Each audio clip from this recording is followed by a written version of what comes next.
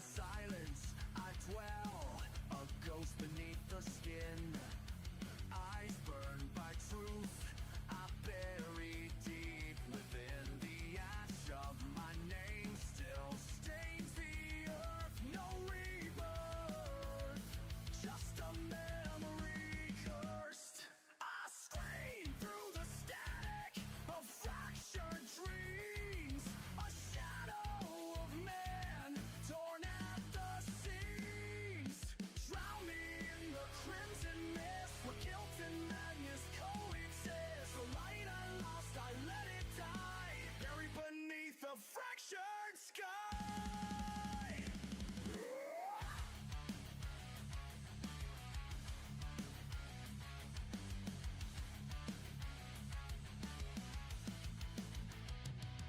These hands once reached for something pure, now tremble in doubt I can't endure. A hollow vessel built from pain, cursed to walk through fire and rain. No salvation, no peace inside, only echoes of the self I hide. Born from ash, forged in shame. You can't kill what never had a name.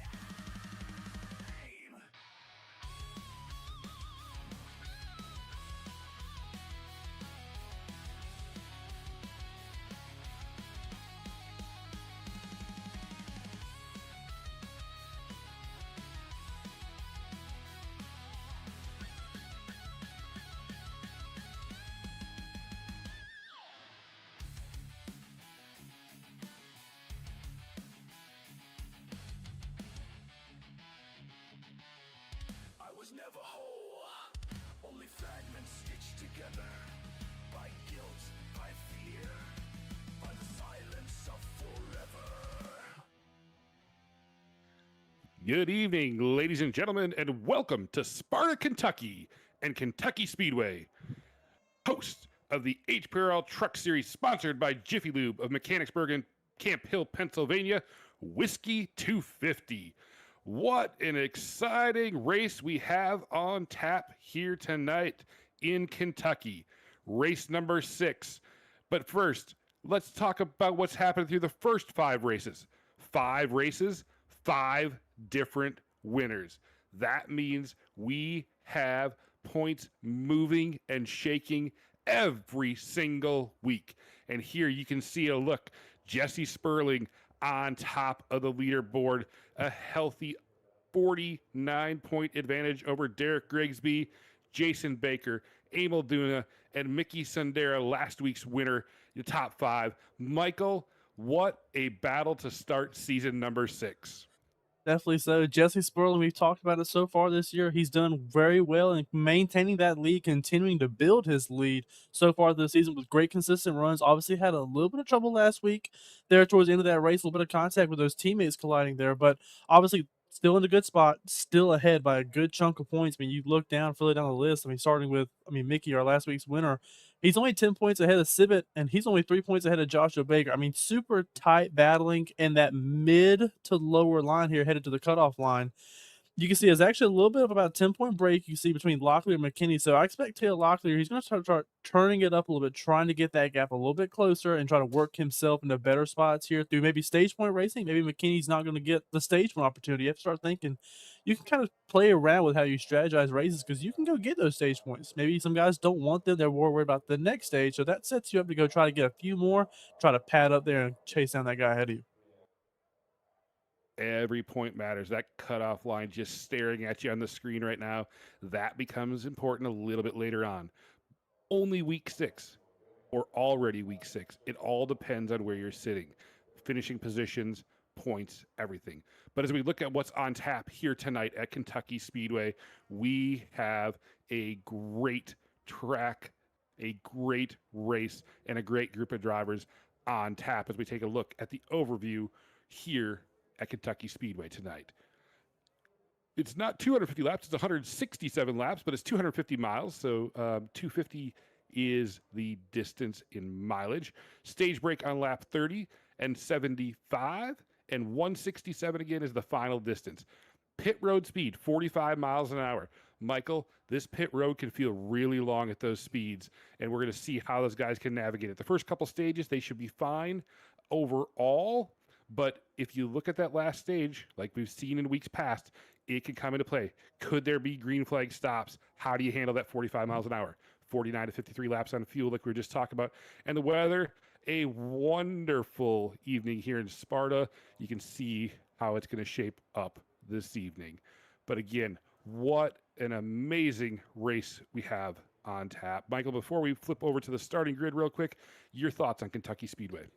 Yep, obviously changing out our short track rhythm we have for the past 2 weeks for a mile and a half, one that's not on the NASCAR schedule anymore, a little bit of a forgotten gem for maybe people who aren't maybe starting to come into the sport of NASCAR. You don't really know Kentucky very well. This is a very fun track. I tried to try to think of an explanation that best describes these people who maybe know what it is. And the best thing that I could really come up with is kind of inverse Texas Motor Speedway in your mind. We had that earlier this season. Turns 1 and 2 at Texas, you can really get on that throttle on the bottom of the track and really get that truck to drive in there. When you get to 3 and 4, it's a little bit of a different banking to where, I'm sorry, flip that. 1 and 2, you have to lift up a little bit to get in there. You can't really put it down full throttle there at Texas. But when you go to 3 and 4 at Texas, you're really able to get on the throttle, dive that car into the corner, and really use every bit of throttle you have to really drive it off the corner. Where here at Kentucky, it's kind of roles flipped. 1 and 2 is really, in my opinion, where you can really get the power down good. If you get a good line going down into there, if you bury it down the line, you should be able to put about as much power as you want to into it out of the corner. But you have to be careful loading up that right rear tire too much to get it loose over the run. We'll keep an eye on that. We see these guys really load up those right rears and get these trucks wiggling, especially on the short tracks. But then you head over to turns 3 and 4, where it's a good change of banking to where you're not going to have as much grip there to help you drive that truck in the corner. You're gonna have to see a little bit of trail braking, maybe a little bit of backing up the corner, trying to get that truck to rotate nice and smooth to get the exit head back down this front stretch. Rotation in tires seems to be the key all the time here in the HPRL Truck Series. And with that, ladies and gentlemen, qualifying has concluded, and we're going to go ahead and show you the starting grid for the Whiskey 250. Starting on the pole, his first pole of the season, the 62 of Joey Creech. Outside, the 43 of Caleb Sibbett. Starting P3, the 2 of Mickey Sundera, and the 85 of Jason Baker in P4. P5 will see the 18 of Jerry McKinney with the 74 of Brian Torrey in P6. Starting in P7, the 15 of Christopher Hockley, and the 29 of Jesse Sperling in P8. Starting in P9, the 93 of Bert Wojcik, and the 1 of Taylor Locklear outside in P10. In P11, we have the 3 of Seth Owens, and starting at his outside, the 12 of Chris Griffin. In P13, we find the 14 of Emil Duna, and in P14, the 26 of Jared Mann. In P15, the 58 of Joshua Baker, and in P16, a newcomer tonight, the 88 of Kyle Cortez. And in P17, rounding out your field, another newcomer, the 9 of Cody Pierce. That is your 17 truck field here for the Whiskey 250 at Kentucky Speedway. With 17 trucks on the grid, Michael, we were just talking about points a moment ago. Only 5 positions paying out stage points. Less than 20 trucks, only 5 positions paying out stage points. All that much more important now to push to the front in these stages here. Absolutely. Like I said, there's now less mouths being able to be fed here with only 5. So expect a lot more tight racing, especially towards the end of these stages for guys who really need it. Like we talked about earlier, maybe Jerry McKinney, Taylor Locklear, one of these guys maybe near the bubble, maybe a little bit off the bubble. They may push a little bit harder. They know they need these points. And with them being such a scarcity tonight, I expect some of these leaders who are going to try to push hard to even further buffer themselves ahead of the guys who aren't going to be able to get any tonight. So we should see possibly a hint of maybe a little more aggression trying to go get those stage points here in these first 2 stages of this race. Aggression in Kentucky. It is going to be exciting. Now, ladies and gentlemen, the guys are finishing up their warm-ups here at Kentucky Speedway. Normally, we pull in our pole sitter as they start to grid, it does not look like we have Joey Creech available to us, so we'll see if he pops in. But in the meantime, when we look at Kentucky Speedway, Michael, you talked a lot about the corners, a lot about getting the trucks to handle. It's going to be interesting to see who pushes early and who maybe conserves. Tires definitely a factor, like we always talk about. You talked about it a little bit earlier. How are you approaching this first 30 laps at Kentucky Speedway if you're behind the wheel tonight? I think mostly it kind of depends on what kind of situation you're in. We talked about some guys being near the bubble. Obviously, we see front runners who usually, some of these guys like short runs. I think of, off the top of my head, the Baker brothers are really good on these short runs, going out there charging as fast as they can, going to make up spots quick. And that'll play well with a pretty quick first stage here of 30 laps. Obviously, it won't be a blink of an eye, but it's not too long of a stage to really figure out what you want to do and kind of get yourself ahead. Obviously, we talk about these guys love to kind of experiment and play around this first stage. Figure out what the truck's going to do, what it's not going to do. What can you play with? What can you not play with? Can you go to the high line? Not the high line. You have to stay on the bottom line. This is just kind of the whole experience that you want to do. For my opinion, what I would think to do, I'm going to try to stick to the bottom 1 and 2, like I said, work on seeing how much power can I put down there. Try to build more and more on building up that right rear pressure, trying to see how much of a run I can get out of 1 and 2, and then continue to tinker with my line in 3 and 4. You can go high, you can go low, you can even go in the middle if you want to. You have to find what works best for you and also experiment with that dirty air. You're going to be in traffic at some point. You have to expect to be in traffic at some point at least. So be ready for that. Try to prepare yourself, practice your lines in dirty air. And all that, when you'll reset for stage 2, you'll have an idea of where to start off of, and that's when the fun will begin. That is when the fun will begin. Hey, chat. Michael says, be ready, be prepared. Looks like you guys are all prepared. Joshua Baker giving a shout out. Joshua, wish we'd had you out here tonight, but great to have you watching along. Shout outs to Cortez and Pierce from a couple individuals watching. Shout outs for Sperling from a couple individuals. Great to have all of you in chat. Hope to see some more as the night goes on. One thing I'm going to call out, Michael, you talked about 2 new drivers joining the field tonight in Cortez and Pierce. For those of you that are used to seeing the 9 with Roddy Roberts, that is Cody Pierce. So get used to a new name tied to that number 9 truck. But you just saw there, the trucks are rolling off pit road, which means it's going to almost be go time here at Kentucky. Yeah, before we get set here, we'll go ahead and show you the newcomers. The 9 there of Cody Pierce right here, and right beside him is the 88 of Kyle Cortez, both their first race of the season. We'll keep an eye on these two, but our main eyes are up here at the front. Your pole sitter, his first one of the year, the 62 of Joey Creech. Joey Creech indeed getting the Duna Electric Pole Award. Congratulations to Joey. We'll see if we get a chance to catch up with him later on this evening, but nonetheless, putting it on the point. You see the trucks rolling side by side around Kentucky Speedway. This is going to be exciting. This is going to be entertaining. 250 miles, 167 laps. The sun is setting. The pace truck is dropping off ever so slowly. They're keeping it side by side. It's like a starting gate ready to unleash. Here they come as they hit the restart zone. Hold your breath. It's not the fastest 2 minutes in sports, but we're racing at Kentucky. Here we go. Green from the Whiskey 250. You're going to see these guys side by side here as they head into turns 1 and 2. Joey Creech on the bottom where I think the preferred groove is. You see Caleb Sibbett holding strong there on his door. We'll continue to watch this here as they roll out of turn 2 side by side. Creech maybe a little wiggle. The 2 of Sundara right behind him. You see the 43 is the 85 of Baker right behind him. Here we go, down to turn 3. This is where things going to be a little bit different. You can see them fan out behind them. Sibbett going to get a little bit of an edge here on that higher line here in 3 and 4. Let's see if he's able to clear the 62, headed back to turn 1. He is. Sibbett to the point and clear the 62, the 85, looking to go along with them. Sibbett to the point in lap number 1. Joey Creech rolling the bottom, but Jason Baker coming around the top side. He's looking outside Sibbett now as they come out of the corner. Here's the battle up front, side by side as they go down the straightaway again. Baker on the outside, Sibbett on the inside. Baker has the edge as they head inside. Here's Creech following along. This is tight battles up front. Sibbett pushes up a little bit. That gives Baker a chance to run around the top side. Sibbett gonna get the momentum, but no! Baker's gonna lead lap number 2 at Kentucky. Jason Baker able to get that spot away from the 43 there. You see he's back under attack to the 62 right behind him going to work. You see Jesse Sperling right there trying to get up on that high line, the 29 machine. Here he goes. Jesse trying to get side by side there with the 74. Brian Torrey, he will. He's going to have a run there out of turn 2. He's going to try to close in the back of the 62. We'll see how long Jesse's able to hold up there. We'll see if the tire's able to hold on. Obviously, the first few laps, not going to show the damage, but late in the run, we'll see if that has any effect and implication later in this race. Continue to watch on here. Jason Baker leads another one. Civic behind him. Preach in third. And Jesse Sperling clear of the 74 now in fourth. Jesse's coming, trying to make up time.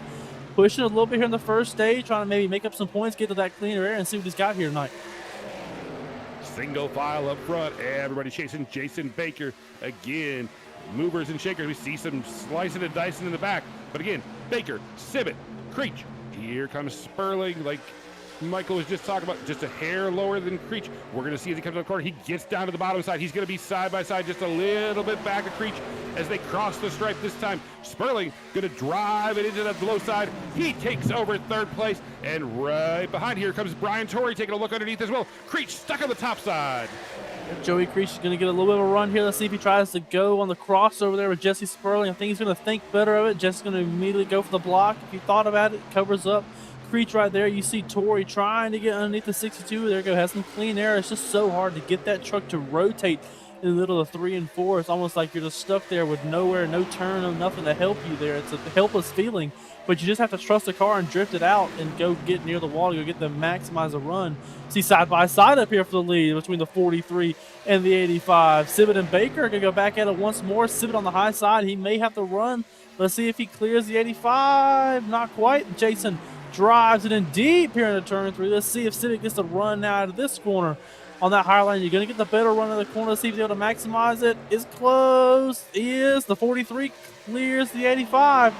Civic will lead this lap, and he is now your leader. Jesse Sperling trying to follow right behind him on the outside now. Let's see if Jesse's able to put a move on the 85 machine and take away second. You see Creech looking behind, seeing these two side by side. He's going to try to go up there and make his move here soon. But as we watch on, the only side by side right now is for second place between the 85 and the 29. Caleb Civic on point, and now Baker and Sperling side by side. Sperling is going to get the run out of the corner. Can he hang on to it? Does he have enough traction?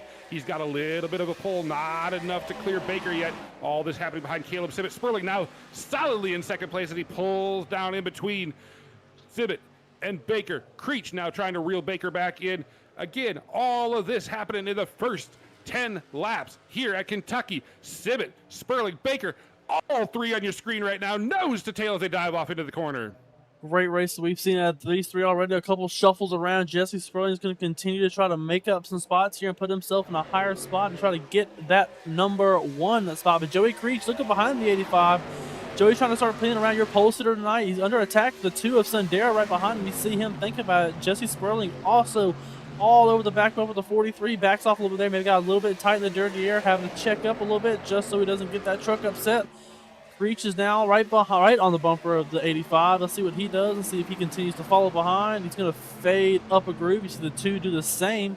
Actually gets a little bit tight. I think Mickey actually gets out of the throttle to kind of help that truck not be so tight side by side there with the 62 and the 85. I think the 62's got to get a little bit lower, trying to work on that side draft, trying to get a little bit of that air to help him get the momentum rolling there. If he's going to be on the high side of that corner, sometimes he'll get hung because the guy on the bottom will, especially when we saw Jason Baker be door-to-door with him there. You've got to get a little bit of air off the side of the car inside of you. That way you can pull yourself forward as he does right there. You go. 62 is going to drive it in deep here, trying to clear the 85. Maybe trying to get aside. He's going to be outside the 29. Jesse Sperling, Joey Creech back on the attack here, looking for P2. Is sitting P4. Now he's gained 2 spots and Sperling gives 1 away. Joey Creech back at a P2. Maybe he's going to try to hunt down Civic back to P1. Your pole sitter dropped back. Bided some time, and I just drove around 2 trucks in 1 lap to get back in the second position. Can he track down Civic? That's what we're going to see here. Look at the guys finding their grooves in the corner, getting back single file. Civic out front. Creech, again, shade into the high side.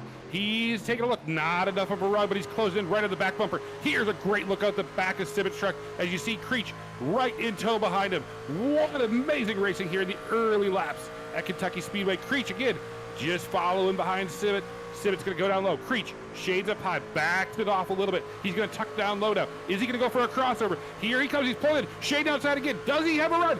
Creech looking to the outside. Civic gives him the courtesy lane. Here we go down the straightaway. You see Joey Creech actually with a wider apex into that corner, trying to get more of a run on the exit, and it may work here. Let's see if he's able to clear the 43. I think he is. If he can hold on to the run, pull it down. Yes, he will. Joey Creech back to the point.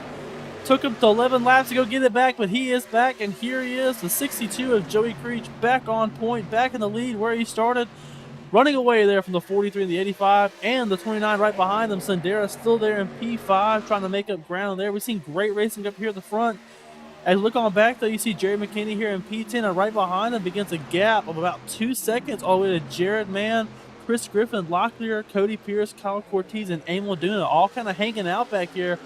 Maybe they burned their stuff up. Maybe they're just trying to play the fuel save game. I'm not exactly sure, but they are 2 seconds currently behind the leaders. 2 distinct gaps, like Michael just pointed out, is up front. It hasn't eased up.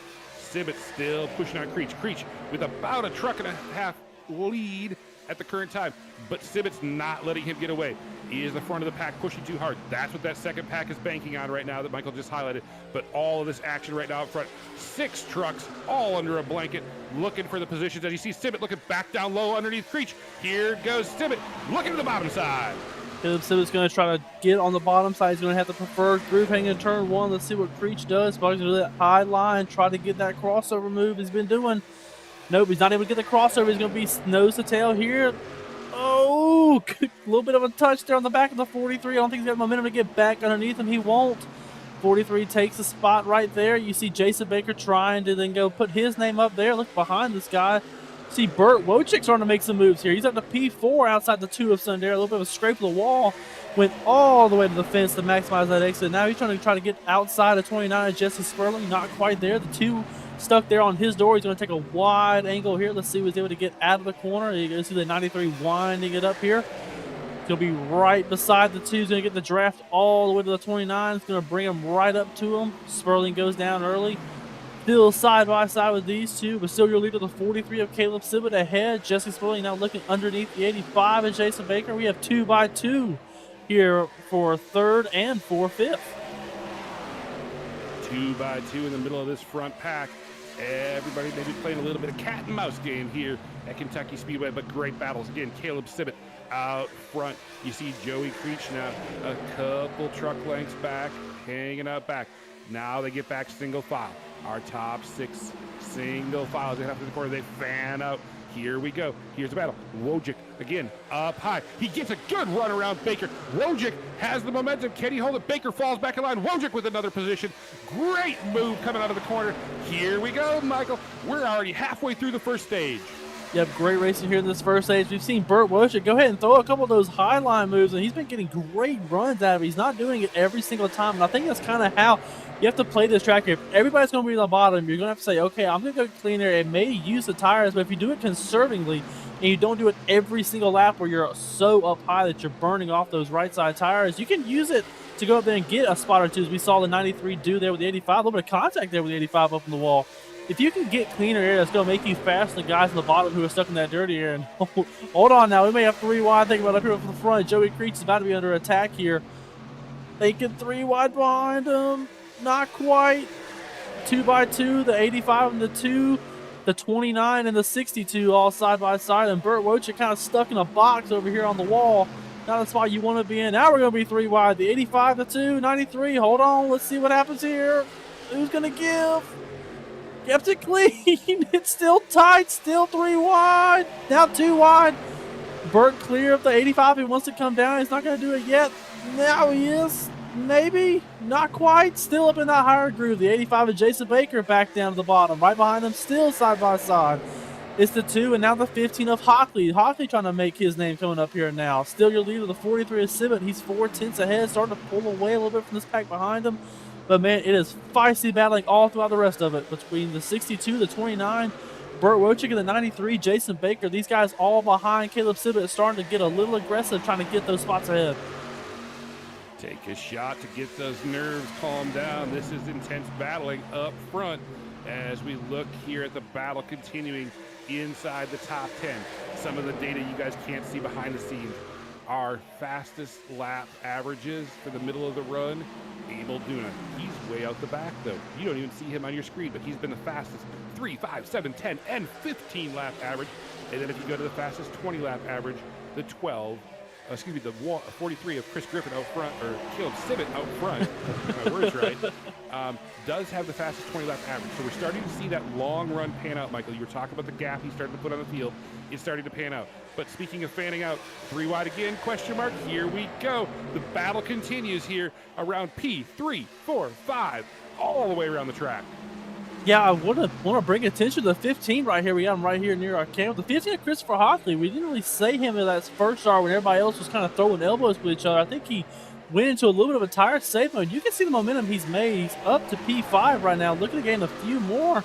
They're working on the 2 of Sundero underneath him, and right behind the 29 of Jesse Sperling. You can see he's up on that high line, maybe trying to use a little bit of that tire that he saved, but he is making ground, quietly making his march up here towards the front. But it's going to be hard with the dirty air. You see he clears the 2 of Sundero right there. That puts him solid in P5 there. Now he's going to work on the 29. You see him go underneath here. Jesse's going to try to work on the 93 of Wojcik. He will. He's going to actually try to get to the outside of the 93.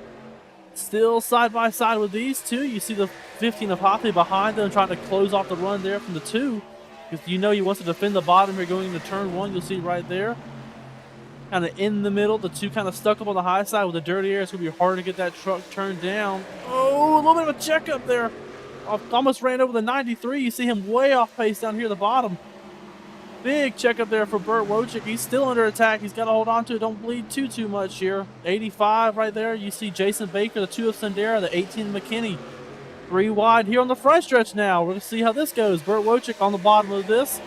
Jason Baker still in that middle, trying to work on it. Cut the apron there, the 93 does. 18 will fence a little bit. Still 3 wide here. 93 still roping the bottom.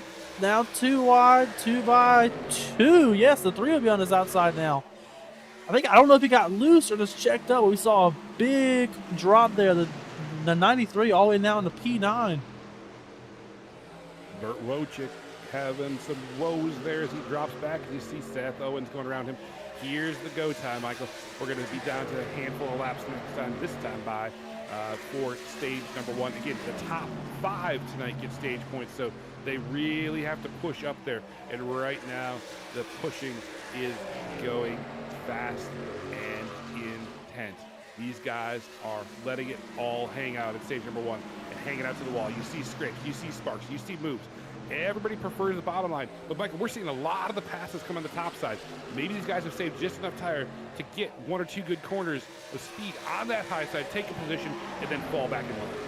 I think it's a smart move to do. Like I said, we pointed out what I think Burt Wojcik was doing. You know, if you can really just kind of run the bottom line and be patient down there, when you see your opportunity to really fan out there and use that higher line, then by all means do it, because the cleaner air is actually going to help your car drive better, which can make you faster. So it's kind of just where you're going to be at. You know, like I said, if you can save your tire running the bottom consistently, taking care of those tires, you can afford to go up there and maybe take a gamble or 2. You just want to make sure that you don't do it every lap after lap after lap for a couple laps, because it's just going to heat up those tires, and now you're going to be in an even worse spot than where you started. So if you're going to go out there, make the pass quick, either that lap or get back in line, change your angle. Don't drive it all the way through, be stuck side by side. If you're going to try to get momentum to where you're going to try to make that pass in the front stretch, like we've seen a lot of these guys do. They get those great runs charged out of turn 4, able to clear them on the high line, just pull right down in front of them.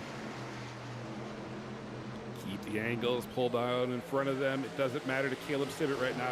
He is out front with under 2 laps to go, coming to 1 lap to go, I believe, in the stage. Pit road has already been closed. So here we go. The battle is going to be on for stage points as we're winding down stage number 1. We see a battle. Looks like it's brewing for P2 just out of the screenshot there as we're watching all of this action right around the P5 position. Who's going to get that final stage point here in stage number 1? It's a battle down to the end.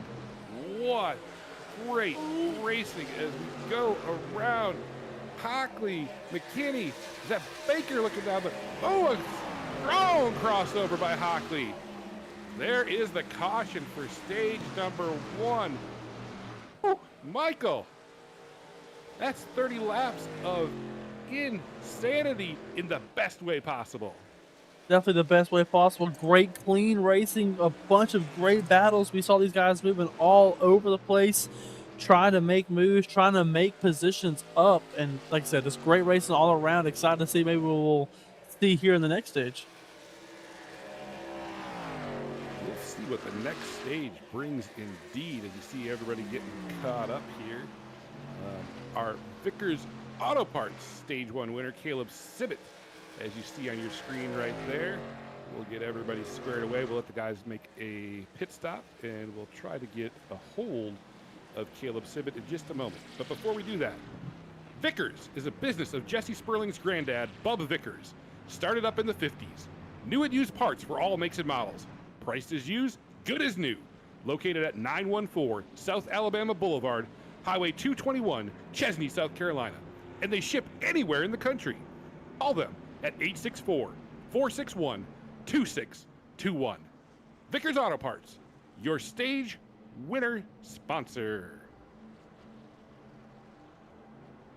All right, well, we're catching our breath, and we watch the guys hit pit road at 45 miles an hour. Looking back at the chat, a bunch of shout-outs for Caleb. I think that worked out well for him there in stage number 1. Thanks for checking in, Sharon and Tony. Also, looks like Derek Grigsby watching live from the beach, he said, cheering on Christopher Hockley and Taylor Locklear. You know, Kentucky could be like a beach too, Grigsby. You can come back and drive real quick. I'm sure they have internet access somewhere around there. But thanks for checking in as we watch the battle here. Big rush off of pit road. Holy cow. That was some great racing to the line. We'll take a look at where everybody sorts out here in just a second. But we're going to see here real quick if we can grab our stage 1 winner, Caleb Sibbett. You got a copy? Yes, sir. I got you.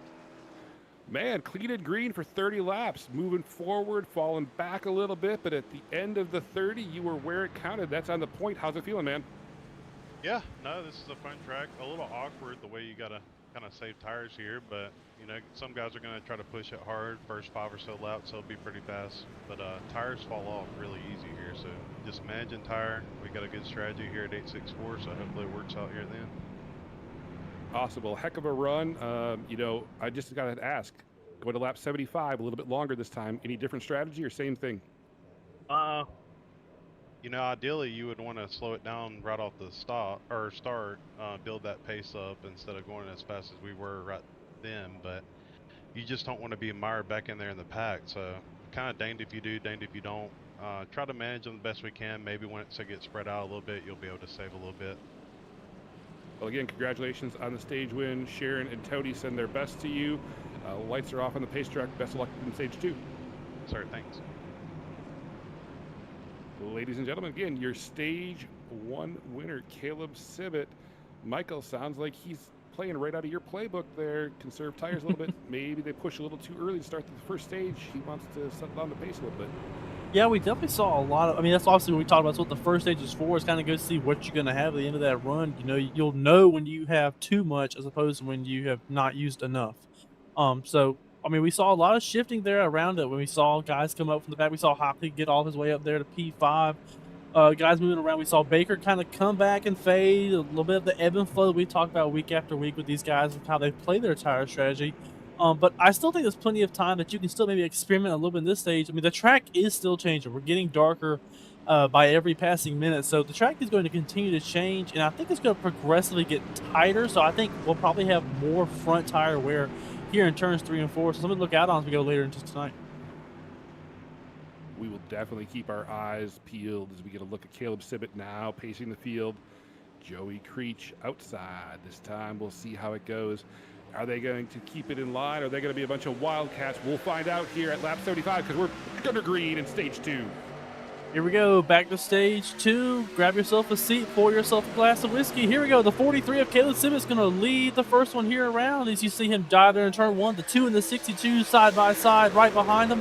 Trying to sort that out. You see the 15 of Hockley way down below the track. I think he got loose right there. He's having to fade. Continuing to fade, continue on back. It was 3 wide here at the front. 60 Creech on the high side. Oh, wait. I wonder if they sped on pit road. We may have had a couple penalties on that, Troy. Oh, no. We might have had a couple penalties if Caleb kept that a secret. But Joey Creech says, I don't care. That puts me back on the point, which is where I started the Whiskey 250. And cheers to that, because I'm going to lead this lap.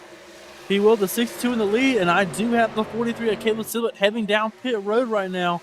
So that I believe he does have a penalty. We have to keep an eye on. Maybe see if we can catch anyone else going down pit lane. The costly mistake there. We talked about it. Don't beat yourself. We saw that big race off of pit road with everybody smoking the tires side by side with each other. That's gonna hurt.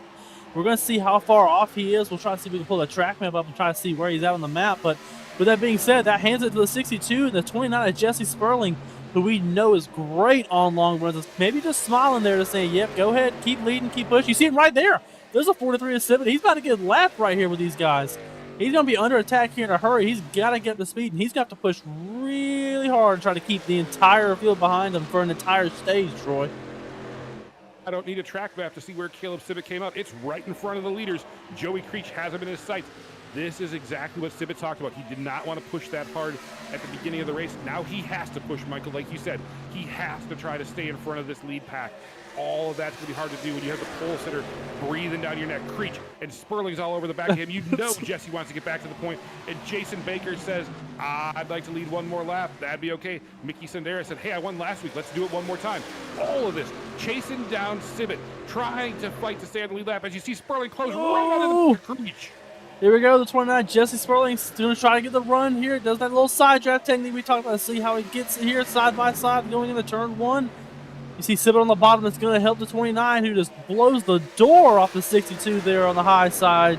Jesse Sperling to the point. Creech now under attack with the 85 of Baker right on his bumper. Looks like he's giving him a push down the backstretch there. Baker's going to dive underneath here. The 2 of Sandera right behind him. Joey Creech trying to hold on to that P2 spot. Jesse Sperling's got his eyes set ahead, trying to chase down the 43 and put him a lap down. If he can put him a lap down, that takes that worry out of his head. That's one less contender he has to worry about if he can keep him a lap down for most of this race.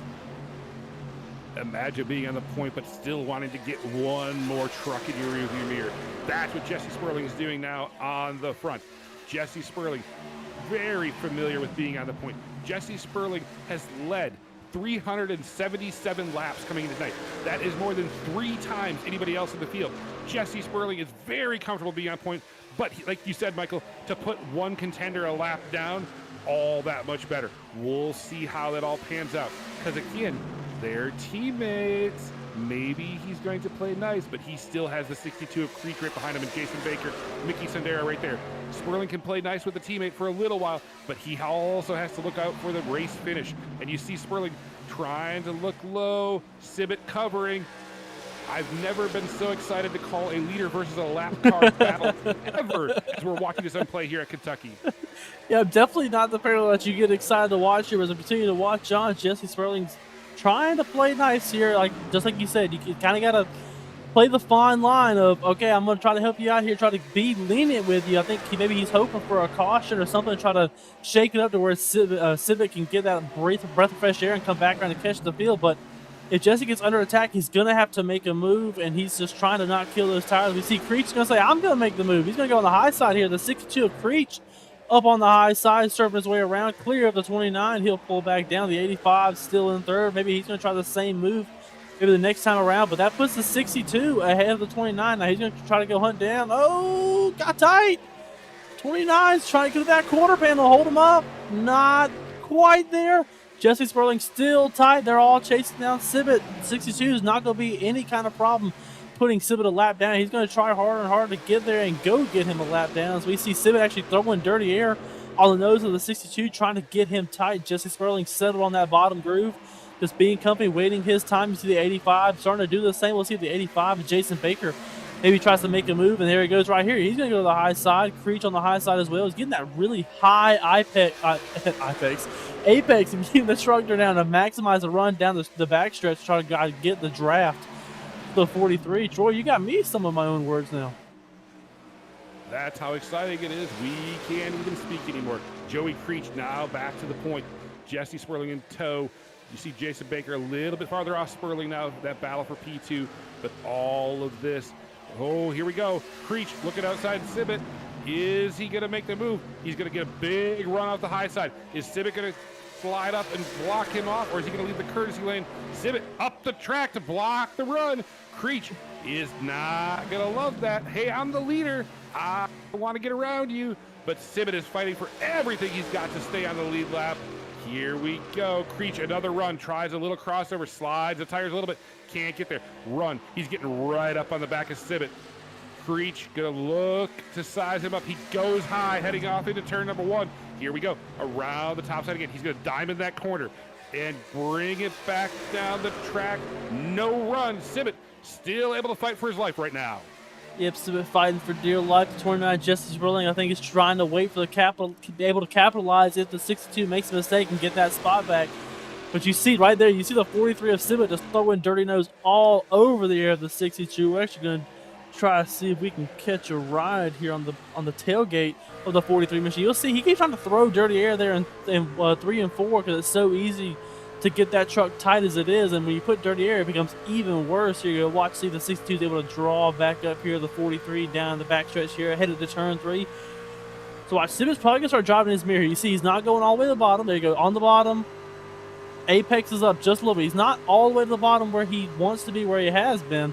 He's actually going to come up, throw some dirty air on the nose of the 62, get him tight to where he's working that truck more, trying to go get that spot, which is really going to hurt Creech in the longer run, which is going to help his teammate, the 29 of Jesse Sperling behind him, capitalize if Joey Creech is too aggressive and burns off that right front tire. Don't want to burn it off too soon. Great views up here front. If we take a look back through the field while these guys continue to battle it out, we'll pop back up here. If we get there here, we get a great view of Seth Owens, Jerry McKinney, and Jared Mann. Jared Mann, heck of a run already. Started P14 up to P7. He's just been methodical, working his way up 7 positions already. So those 3 trucks all battling right here. We go back and we see some more great battles back here a little bit further back in the pack. We see the 74 Brian Torrey. You see on the top side the 9, the newcomer Cody Pierce ripping around there. We see the 12 of Chris Griffin. All of this happening a little bit back further in the field. We don't know what these guys got necessarily yet, Michael. It's been early. They've been kind of hanging up back. We know Dune has been setting fast lap times. He's just in front of Brian Torrey there. These guys haven't maybe shown all the cards they have in their hand yet. Just maybe feeling it out, getting used to the truck, feeling out the track, but all this excitement happening throughout the field. So don't worry, folks. We've been focused on a lot of the action up front, but we haven't lost touch with what's going on throughout the field. And as this starts to culminate, we're going to see the action build, and we're going to make sure that you see it all happening again. It's looking great, Michael. What do you think about halfway through, not quite halfway through, stage number 2? Definitely see a lot of different styles playing out here. You see these guys way on here in the back. Still got plenty of time to go charge ahead. We'll keep an eye on them around this, from this point on back. So this right here is P5 and Jerry McKinney. Oh, McKinney in the wall! As soon as I say something, McKinney and Owens get together. Oh no, I think big damage there to the front of the 18 machine. We'll try to see if we can catch a view of the front. I think he got a pretty good lick there on the front of that truck. We'll see if we can grab a quick little look. We're still green. You can see damage right there on the right front of that truck. You can see he's fading. That truck is definitely hurt. Oh no, we'll try to see if we can catch, maybe see if it fails. Yeah, see if we see what happened there as we watch on here. You start to see Seth Owens now gonna go to the high side. He might have had a little damage from that. Here we go. We'll take a look back.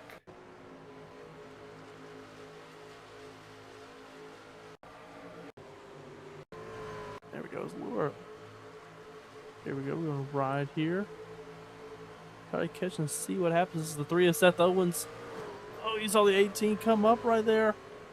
I think the 18 is gonna end up trying to go clear himself off the nose and not be entirely clear. Here we go, watch on one more time here. To the 18, the 3 on the high side, trying to hold on.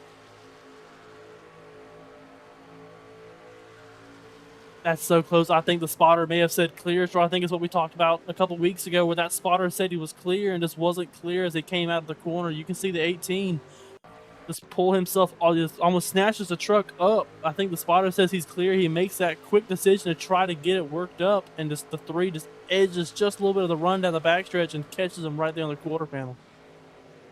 Speaking of clear, Jesse Sperling has cleared himself back to the point. While all that was going on, Sperling got back around Creech, So now Jesse Sperling is on point. That Vickers Auto Parts machine. And again, his teammate in front of him. So maybe Caleb Sibbett has a little bit of breathing room once again. We'll see how the tangle farther back in the field shakes things up as we go through on lap number 54. Sperling now on the point. Creech in tow. Jason Baker, Mickey Sundera, Jared Mann, Taylor Locklear, the top 6.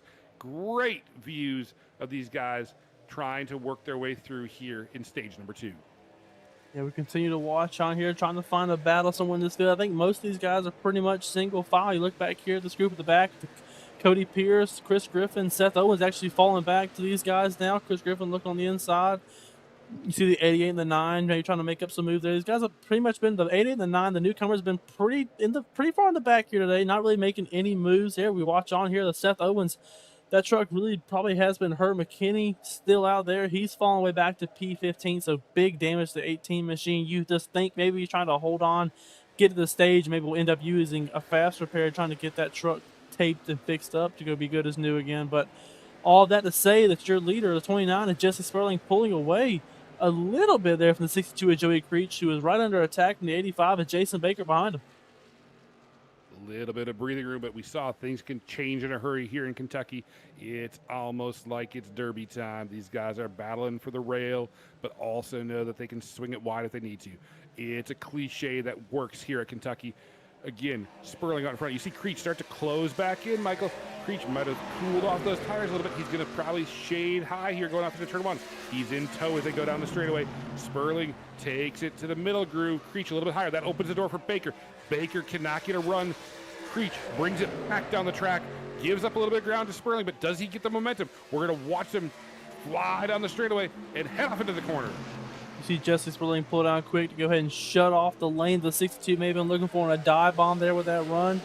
It was the same thing we saw the 43 doing. Tries to throw some dirty air, which actually is too late in the corner. Actually gives the 62 a draft. The 62 on the inside of the 29 now. Jesse Sperling's under attack here from Joey Creech once more. We'll see these two side by side going into turn 1. Jesse Sperling on the high line, Joey Creech on the bottom. Here we go. Throttling it up, trying to get the best run down the corner. Jesse Sperling should have the advantage on the high line. Not clear yet. Let's see if he's able to clear him here in turn number 4. The 29 take that wide apex. The 62 gets tight. Keeps it off the 29, but he gets tight. He may lose another spot. Here comes the 2 of Sundera thinking about where to go. He's still going to stay in line, maybe? Yep, he will stay behind these 2. The 62 pushed a little bit too hard, got tight, and had to pay for it. The 2 now looking behind the 85. 2's trying to get one of these 2 trucks to get around. He just keeps seeing the window open and is not able to go through, but he may have a shot here. He'll be on the outside of the 62 going into turn 3. The 62 backs up that corner a little bit. Let's see if he puts the power down, trying to hold momentum there on the 2. He won't. The 2 will be clear in the way. Mickey Sundera up to P3, but your leader still the 29, Jesse Sperling, with Jason Baker chasing him down. Mickey Sundera was all dressed up with nowhere to go just a couple corners ago, but now he's going to look to the outside. Ooh, pushes really hard into the corner, gets a little bit loose. Was going to have a big run on Jason Baker, but could not capitalize. Kept it straight, kept it in position, didn't lose anything back to Creech. So here we go. Jason Baker diving down to the bottom side. Mickey Sundera, this time a little bit more cautious entry, middle group.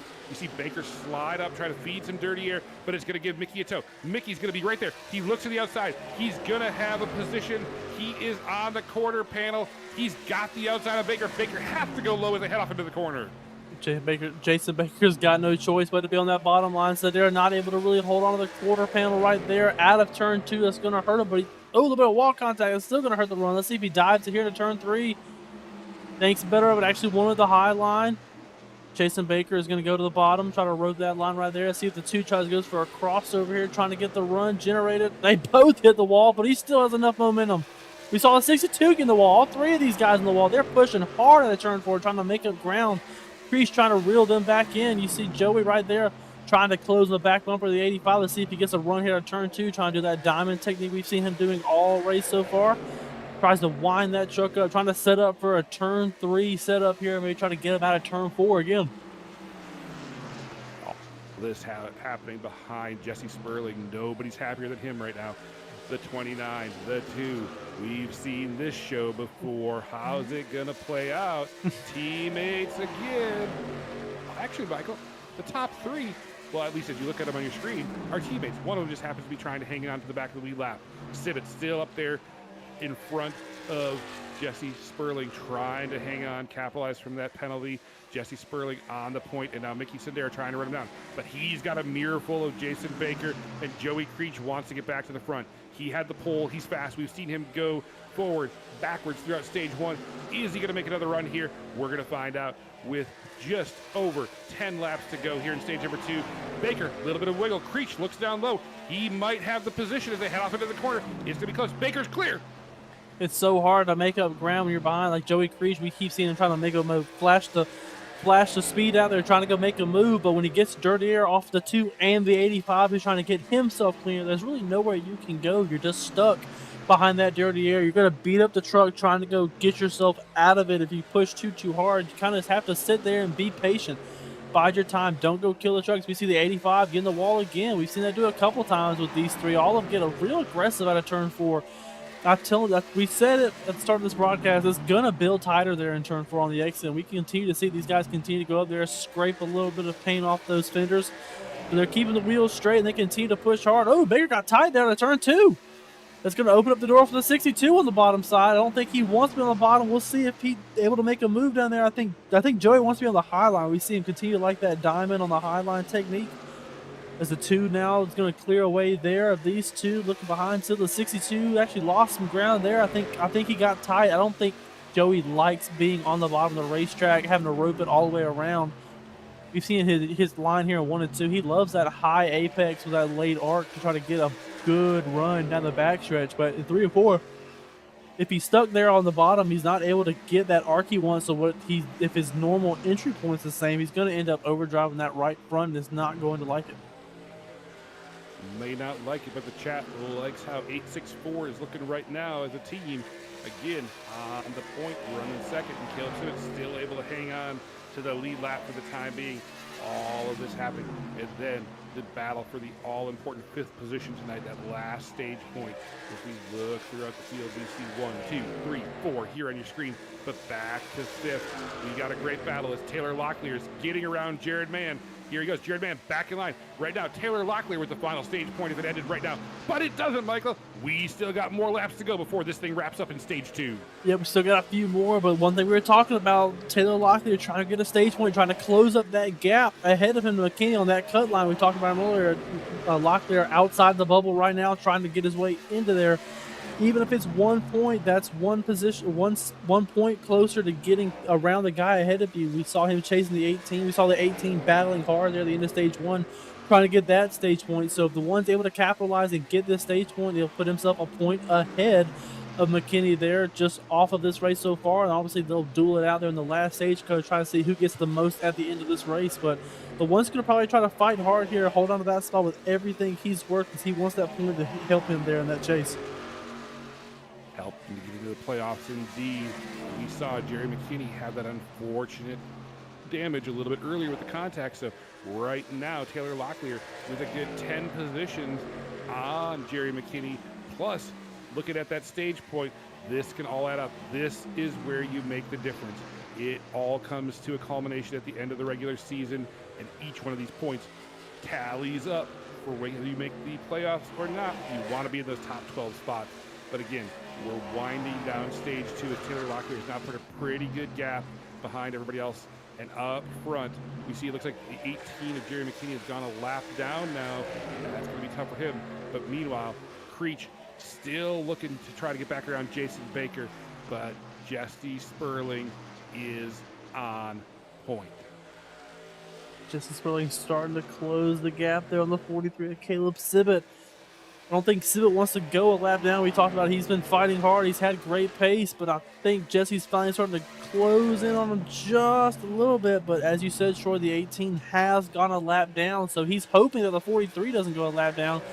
That way the 18 is able to get the lucky dog, able to get that wave around and put himself back on the lead lap. Because if the 43 goes down, he gets the lucky dog. The 18 will have to stay out and try to maybe hope everybody pits and get the wave around, but obviously not the spots you want to be in when you're having to try to play around with getting your lap backs. Jesse Sperling going to give Caleb all the grace he possibly can, but I guess if you're going to go a lap down, now's the time to do it. at the end of the stage. Again, prefer not to. We'll see as he continues to close that gap. But right here, second, third, and fourth has been the battle in the last part of the stage here. This has been exciting to watch. Mickey Sundera, Jason Baker going back and forth, and Joey Creech trying everything he can to get back up there. Again, pretty solidified before we drop back to that battle for P5 we saw just a minute ago. All of this is kind of calmed down here. Again, lap 72 about to be lap 73, going to lap 75 as we look just outside the top 5. Here's Emil Duna. We talked about him at the end of stage 1, setting very consistent lap times. He's doing it once again. We've hit our first 40-lap stint of the evening. The fastest 40-lap average, Michael? Emil Duna. And we saw him ride the fence there into turn 1. Definitely not what you want to do when you're having a great lap run average. Right now, sitting P8, trying to chase on the 26 of Jared Mann and the 15 of Christopher Hockley ahead of him. Behind him, the 93 of Bert Wojcik, who actually has kind of been floating around that area. We saw him making moves in that first stage, moving around, making pace, but actually kind of stuck back here, maybe with dirty air, maybe overdrive, trying to get back out of the dirty air. But the 93 not making much ground. Actually, just lost the spot right there. The 12 of Chris Griffin, as I'm watching the tower, look back here. 12 of Chris Griffin moves himself up to P9. And Duna gets back around the 26 of Jared Mann as I try to keep up here. They're going to be side by side. Duna's going to hand that spot back and try to build the run here out of turn 4. Let's see if they're able to go for the crossover. Thinking about it. Maybe. Thinks better. It's going to go to the high side. I don't know, but that's the stage right there. And your stage winner. That is indeed the stage. Yeah, your stage winner, the 29 of Jesse Sperling. What a stage that was. Again, we are 75 laps into this, Michael, and I don't want to jinx us. We've been clean green the whole way. Oh, why did you have to go out there and say that now? I gotta cross your fingers, cross your toes, knock on wood, anything else you got lucky wise. We'll see if that continues to carry on. But piggyback off his head, now that you said it, green flag racing, we've seen it, and when we get to this last stage, we think that they're gonna have to come in for a pit stop at some point. So we're gonna maybe, just maybe, get those green flag stops we've been talking about. We could indeed get those green flag stops. But while these guys are going to hit the stops, we want to shout out our stage win sponsor, Vickers Auto Parts. Vickers is a business of Jesse and Sperling's granddad, Bub Vickers, started up in the 50s. New and used parts for all makes and models. Priced as used, good as new. Located at 914 South Alabama Boulevard, Highway 221, Chesney, South Carolina. And they ship anywhere in the country.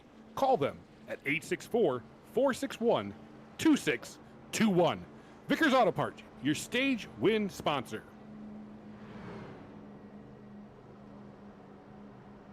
All right, we see the trucks hitting pit road. A lot of shout outs in the chat. Keep it up, Duna from Abby. Abby, thanks for joining us as always. Tony, Lisa, Sharon, we see all you out there again. Derek Grigsby, hope you're enjoying your time away this evening. Look forward to seeing you back next week. Michael, let's see if this race off pit road is exciting. Oh, here we go. We've got racing off pit road.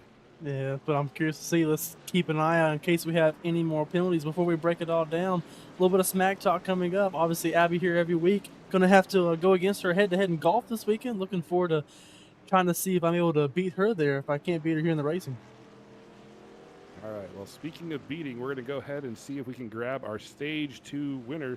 Jesse Sperling, you got a copy? Sir, what's going on? Well, sir, you had a teammate in front of you that, were you letting him stay on the lead lap, or was he outrunning you? Because that was kind of the most exciting part of the second stage. Well, I mean, me and Joey Creech had some really good battles there, and that kind of wore my tires out enough to where, I wasn't giving Caleb any slack. He just had really good pace there. I was probably going to let off at the end to let him keep his lap, but he was outrunning me there. All right, well, this is going to be your longest stint of the evening, Jesse. What's on tap? Anything different, or same thing on repeat just for a few extra times around Kentucky Speedway? I just hope it stays green. I hope we have a really clean race to the end, and I think we'll have him covered. All right, well, way to represent your sponsor. Best of luck here in the final stage. See, man. ladies and gentlemen, your Stage 2 Vickers Auto Parts winner, the 29 of Jesse Sperling. All right, Michael, you heard him. He hopes it stays green. I hope his internet connection stays I hope so. solid right now. Hopefully we did not jinx him by making him talk to us. But what do you think? Coming on the backstretch. Now paving the time.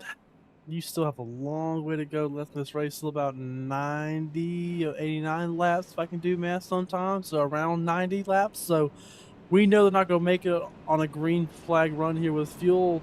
I just hope that we get that, the favorite thing we always talk about, green flag stops, looking out for it.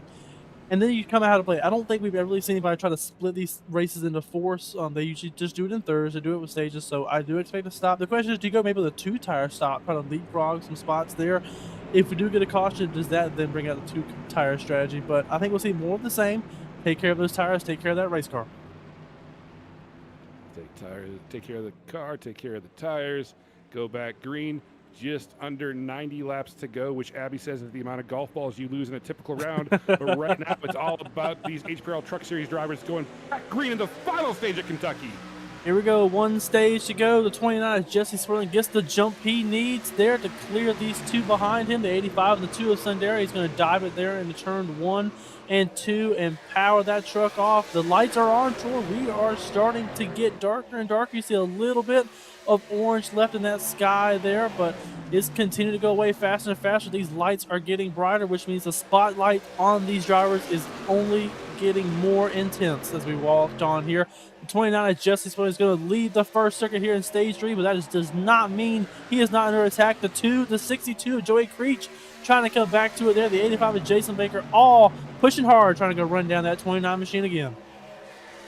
Jesse Sperling out in front. The sun goes down, the stars come out, and they're on your screen right now. Look at the field, all packed up here to start stage 3. Jesse Sperling setting the pace. Mickey Sandera in tow. Joey Creech back to the high side. Michael, you said he did not want to be at the bottom. He says you're right. He's on the top, outside of Mickey Sandera. Jesse Sperling going to pull down low. Creech going to drive it hard into the top side. We'll see if Sperling gives him the courtesy lane. He blocks him with the air, and here he goes back down to the bottom of Sperling. Creech around the top. Will he have the momentum to get the position? I think Jesse so. Sperling sees him coming. He's going to leave the courtesy lane. Creech got the top side by side with Sperling as they head off into the corner. Creech had such a big run. He's still got a huge run here in 3 and 4. He is smoking. The tire's trying to get up there, but if he can get the pass done, he then has the dirty air advantage, and he does. The 62 of Creech takes the point. 2 laps, gets him around from P4 to P1. We've seen him do it a couple times, getting 2 trucks and around 1 set of corners. You saw him do it right there. Now he's got to play defense. Calm that truck down. Don't go burn it all off here at the start of the stage. Pace yourself. Make sure you have some later in the run because you know Jesse Sperling is going to reappear. You have to be ready to play defense when he comes back. But Creech just loves that late apex higher entry that's been working well for him to get these runs out of these corners. I just think he's using maybe a little bit of right front, trying to get that truck settled and come back down the track, which is going to play into 29's hands. But we'll continue to watch on. We've still got forever to go in this stage. We just started here in stage 3. Something to keep an eye on, but all that matters right now is that he's in that number 1 spot. He's in the best spot to be leading this race. The 62 of Joey Creech with the 29, the 2, and the 85 once again chasing down. He said these 4 most of this race. They continue to hang around each other, continue to battle. In P5, you have the 1 of Taylor Locklear able to get that all-valuable stage point that he wanted there. And look behind, you actually see a little bit of movement going on back here with the rest of the field. A little movement going on and make sure that we keep our eyes open. Caleb Sibbett, again, able to hang on to the lead lap. He's going to have to work his way through traffic. You see him just outside that camera shot.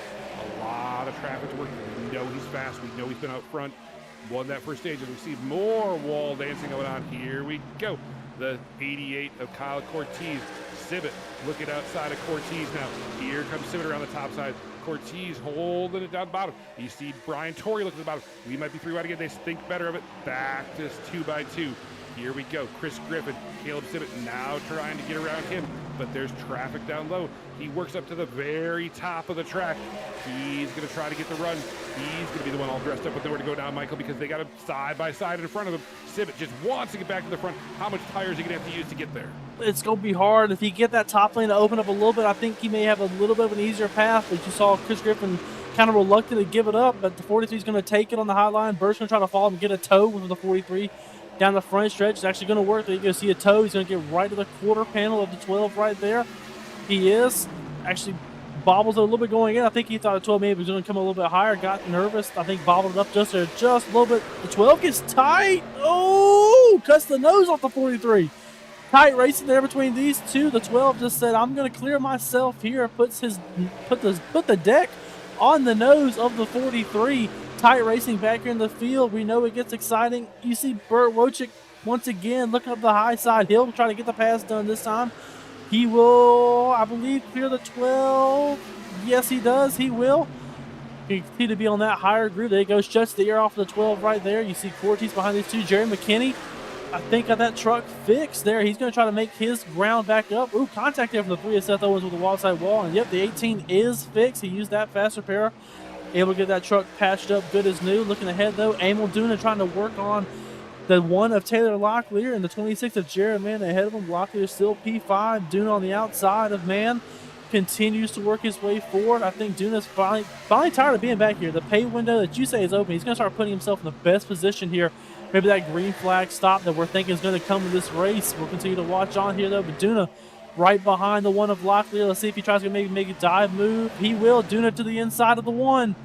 Let's see if he clears him here. The 1 gets a little tight, little high. Let's see if he gets the run, able to stay side by side. You see Hockley looking underneath. 3 wide. 3 wide. Not yet. Not to be. The 14, the 15, the 1. 3 wide. Here we go into turn 1. Let's see how it goes. Hockley in the middle. Locklear way up the track, almost to the fence. Hockley able to put the power down. Clears the 14 of Duna.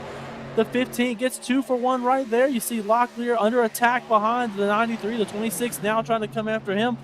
Taylor's got to hold on, just continue to hold on to that spot right there. He goes high once more here in turns 3 and 4. He is fading back. He's now P10. He may lose a few more as this pack is all jumbled up right here, Troy. The pack is all jumbled up. You watch Duna pushing it. It's like he got sick of sitting in the chair watching, grabbed the flashlight and said, I'm searching for the front as well. Here we go. You see Caleb Simmons just off your screen as we watch this battle between McKinney, Griffin, and Taylor Locklear. But Caleb Simmons in front of this group making his way back up front. Nobody wants to sit back and watch. Now, you can't sit back and wait too long, Michael. You wanted to conserve. That works fine in stage 1 and stage 2. But here in stage 3, if you have to make that pit stop, you can't be too far back when it's time to make that call. So I think these guys are going to push a little bit harder than we saw in the previous 2 stages to stay in contact, because you can conserve all you want, but if you have to make a pit stop, if you're too far back, it's not going to matter what your strategy is. You could leave yourself too big of a gap to overcome, and I think we see all these drivers right now using all the talent they have to make this first stretch count. If this stays green, they all want to be there at the end. They definitely want to be in the best spot they can be in. Like you said, you don't want to be too far back to where you do make your pit stop. You go a lap down. If the leaders are gaining so much time on you, you don't want to be stuck to where you have nowhere to go and you're not able to capitalize when you do make that stop. If you're a lap down, you gotta go past the leader. If you get an untimely caution, something goes wrong for you, then you're behind the 8 ball even further than you just pitting off the track and losing all that time. At the bottom of your screen, you see the ticker, though. Your leader, the 62 of Joey Creech, pulled away a little bit there on the 2 of Sundera. Jesse Sperling is actually falling back to 4th place behind this group. As I say that, the 85 of Jason Baker is going to take it away from the 2. These 2 continue to flip-flop around, or these 4, rather, continue to flip-flop around with position. We've seen it most of tonight. Have that updated right there. You see the 85's pushing hard. He's only about a 10th and a half off there of the 62, trying to go run down Joey Creech, trying to go get that lead back. Trying to go get the lead. I think there might be some strategy there. I don't think it's a coincidence that Sundera and Jesse Sperling fell back together. That 8-6-4 teamwork coming into play. But right now, these aren't teammates. These are 2 guys fighting for the lead. Jason Baker, Joey Creech. Joey Creech has it. Jason Baker won. You saw Baker switch his lineup to try to get a run. But right now, Creech is hanging on. Like you talked about it. He seems more comfortable at that higher entry, but he turns it down. We know that he's the right thing. The question is, how much, how fast? Right now, Baker tries to look to the outside. There's no courtesy lane left for him. He's the ball back in line. Run to the bumper is Creech. They headed to the corner. He's going to take a peek low. Sundera fans out even a little lower. Sundera's going to get tight as they come out of the corner. Baker's able to keep the run. We might have a battle for the lead, Bruin. They may have. Let's see what happens here. We walked on. The 62 has got a mirror full of the 85. 85 trying to get on in. See if he drives it in deep here. P. Creech going even higher there. He's stuck. I think he's tight. He's stuck in the corner. He didn't get the turn down. He's going to try to carry all the momentum. And let's see if the 85 be able to get to his quarter panel. I think he is. He's there. He's not able. The 62 not able to get away. That opens the door. He's even higher now. Now he's took the right front. He's pushed it too hard to now where it's not going to behave the way he wants to. We saw him get super high there in the last corner. He did it again in 3 and 4. He's heating up that right front. He's only compounding the heat the higher he runs it up there. There you go. You see right up there. He's above that little bit of shading that you can see on your screen. He's all up there in that cleaner asphalt up there. Oh, the 85 clears off a tight space right there. Jason Baker, your leader, now takes a point away. There's 2 of Sundera, not going to have any mercy. He's going to go right to work trying to get Jason Baker under attack. He's stuck. He gets tight underneath the 62. These guys are battling all around side by side with these 2. Jesse Sperling saying, come on, guys, let's keep it clean. He's trying to go make up some ground. He's going to obviously try to help his teammate of the 2 to get through right here. But these guys are battling all over the place up here in the front of this top 4, continuing to figure it out and continue to shuffle its way around. Shuffling their way around indeed. They're exchanging free fabrication work with these nose jobs as they go around here. All this happened. We're almost approaching lap 100. Again, going to lap 167. The question is going to be, when do they pit? The pit window is going to open up probably about 20 laps, about 117, probably around 50 laps. So now we're going to see who has the long run speed, who's saved tires, and who can get in and out of pit road the cleanest. As we see all this going around and we have clean and green, we're going to step away and we're going to let you crank it up and hear the sounds of the HPRL Truck Series.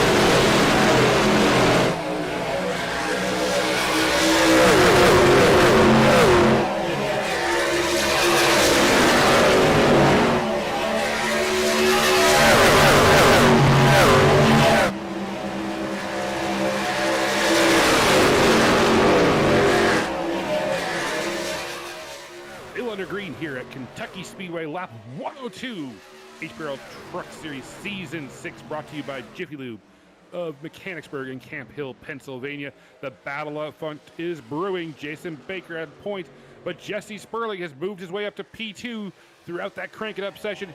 He heard the loud sounds and he hit the loud pedal. He's right on the bumper. Here we go. We talked about it. 29. Jesse Sperling continue to make his way back up through the field. You have to be ready for him to show up later in these runs, and here he is. Side by side there with the 85. Got a little tight. Had to come back down a little bit, but they're still side by side. Jesse will fade in line. Going back down there. Let's see if he's going to get tight here with that dirtier off the nose of the 85. He's right all over the back bumper of the 85 machine to Jason Baker, trying to get him to make a mistake in his mirror. You see the 2 of Sundera right behind him. Emil Duna starting to make some moves there. Trying to work on Christopher Hockley there for P4. Right behind him, the 62 of Joey Creech has fallen back to P6. We'll see if he fades even more. But Troy, also want to point out, we talked about it, the 43 of Caleb Sibbett has made his way back up here into the top 10, running 7th right now, continuing to advance himself forward. But as we watch on, Jesse Sperling is now under attack from his teammate, the 2 of Mickey Sundera. How quickly things change. Sperling was right on Baker's deck lid, and now he's back in tow with his teammate right there. As you pointed out, Emil Duna up to P5, Caleb Sibbett back up to P7. Great recovery for Caleb Sibbett. Now the question is, we should be about a dozen laps away, give or take, from pit stops. What are these guys going to do? What is the strategy? First to pit road or fast follower? How much do you gain? How much do you give up? We're going to find out. Teammates, make it easier. Not just the 29 and the 2, Michael. That 43 is also an 864 teammate, so they've got their whole team right there in the top 7, and they can all see one another out front or in the view mirror. But right now, all that matters to Jason Baker is clean air out in front as he's back under attack from Sperling. Back under attack, Duna gets that pass done there for P4. Jesse Sperling continues to try to work around the 85. The dirty air just makes it so difficult to get around as the 2 is now going to shade underneath the 29. Mickey Sandera is looking to the bottom. Jesse Sperling on the high side. 2 is going to try to make up ground where he can. He's going to give it back there. Not able to get all the way up the way he roped it to. That's going to open up the door for Duna maybe to come up here and try to put his name into the hat for the podium spot now. Here comes Emil Duna looking to the outside. You see Jesse Sperling. Oh! Underneath the 85. That actually gives him a little bit of a love tap to encourage him to go back up there. Door to door, the 85 and the 29 stay side by side. I think Jesse Sperling finally had enough. He went to go try to put it there, and he's still in the quarter panel of the 85 of Jason Baker. He's holding tough. Jason Baker going to really load up that truck, trying to get the run to clear the 29. 29's not going away anytime soon. He's going to fade down. The 85 is going to continue to cover all the way down to the apron. He continues to try to block the 29 Sperling from getting where he wants to be. Jesse now is going to have him here going into turn 1. Sandero is going to rip up to the high side. Door contact with the 29. It's going to move him up towards the 2. The 2 is going to be in the tight spot. 3 wide for the lead. Here we go. The 2 of Sandero has the run on the high side. The 29 on the bottom, 85 in the center. The 2 dives down in front of the 85, trying to get the nose of the 29 cover. He doesn't get it all the way. Still side by side for second. Jesse Sperling now battling with Jason Baker for P2. Emil Duna back there. Keep an eye on him. Will he go make a 3 wide here coming into turn 1 and 2? Continue to watch on. Sandero, your leader, the 29. Now fade back to the 14 of Duna, the 15 of Hockley. Maybe thinking 3 wide here. We'll continue to watch on. Not clear. He's going to clear it now. Duna stuck, having to go down to the bottom side. Opens up the door for Caleb Sibbett to start getting a run back towards these guys. Jesse Sperling threw a lot of dirty air there on the nose of Duna. Cleared himself. Another tight clear that we've seen most of this race. You see Sibbett do a little bit of a slide job in 3 and 4 to pull himself up in front of the 15. That moves Sibbett up to 5th. Duna 4th. Jesse Sperling in P3. But they're all chasing now the 2 of Mickey Sundera, who has taken the lead away from the 85 and 29's battle. That opens the door for him to go through. He has the point. He is your leader. Training camp is open, and you're watching the lineman report because the blocking techniques are on display. Mickey Sandera, though, grabbed the point through all those exchanges. 3 wide, blocking side by side, working really hard. Mickey Sandera. Baker gets into the wall. Oh, Sperling almost gets into it. Evasive action for Sperling and Duna. Duna now down to the apron. He's going to get underneath Baker. Duna now to P2 as they head off into the corner. Duna gets 2 for 1. That's what he would gladly take. You see Sibbett now coming up for P4. Jesse Sperling had to take evasive action. Not that had lost a lot of momentum out of that truck. He now settles all the way back in P5 behind Sibbett. He lost a couple spots. Here we go. He goes right back to it. Trying to dig underneath, get that truck on the bottom where he loves to be for most of this run. Continues trying to make the bottom work, saving tire. We talked about it. Jesse Sperling continues to be on the bottom, continues to save tire, puts his truck in the best spot. You need to watch on here, though. Your leader still the 2, side by side. Now the 43 and the 85. These 2 are going to go at it. The 43 Sibbett might be clear here to turn 2. Let's see if he is. He does. The 43 clears the 85. Caleb Sibbett up to P3. Jesse Sperling still in P5. He's got to be tired of seeing that USMC of the 85 machine right in front of him. We saw him get underneath the 85 and ended up giving the spot to his teammate, the 2. But now his other teammate, the 43, goes around. We talked about it. these three teammates up here, the 2, the 29, and the 43, all around here, we still have that pit stop on deck. We stay green here. I expect them to come down together, be that team function, work together to give yourself the best chance to come out of here with a team win. Work it as a team, trying to get one another into good positions. You see now Sperling down low behind his teammate Sibbett. Sibbett washes up the track a little bit, gets back in tow behind Duna.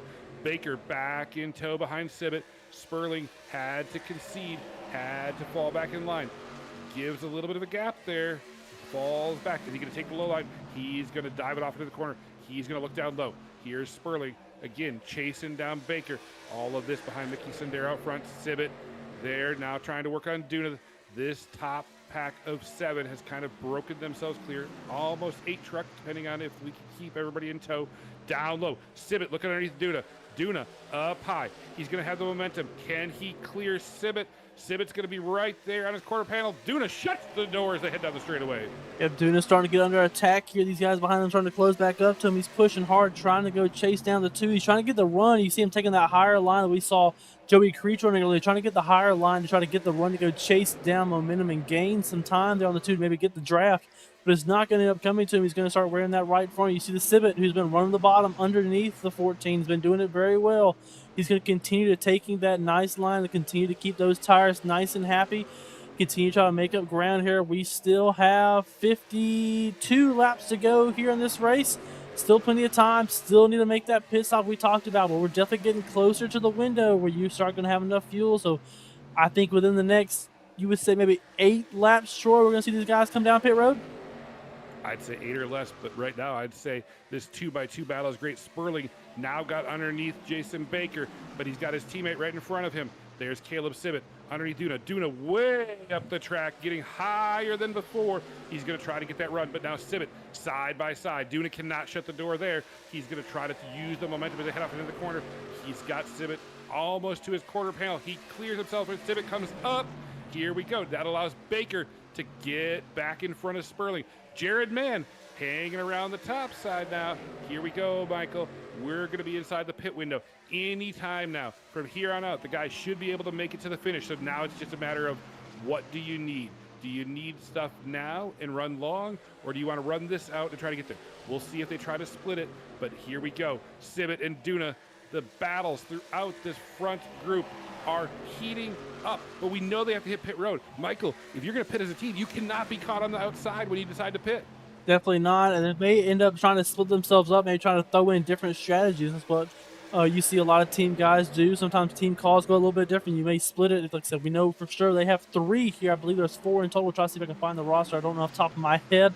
Shame on me, but we know for sure we have 3 right here ahead of us. Maybe you try to break it off. Maybe you have one come in here within the next 5 laps. Maybe you have one come in about 10 laps. Maybe for that shorter run we talked about towards the end of the race. Split it up. Change stuff up different. Have different strategies for whatever works best for that driver. We know Jesse loves long run driving. He does so well at it. We see the 2 of Sandera. He's really good at being aggressive. He continues to click off good laps here at the front of the field. Maybe he wants to go ahead, go pit later in this run, keep the clean air, keep clicking off those fresh laps with those clean tires that he's had there in clean air. He'll come in later, try to make up his spot, have something to attack on the back end or play defense on the back end is what you ultimately have to decide. As we see Duna starting to fade here. The 29, Jesse Swirling outside of him here. He's falling to 5th. Jared Mann there in 6th, looking for a window, trying to make himself go up another spot up in the top 5. And Duna's maybe on his way out here in the top 5. Duna works his way up to P2, now starting to fade back a little bit. He might be setting up for a pit stop, might be conserving here at the end of the run, or maybe it's just used up.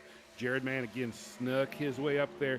Also started almost at the back of the pack, just biding his time. We know he likes the long run, just like Jesse Sperling.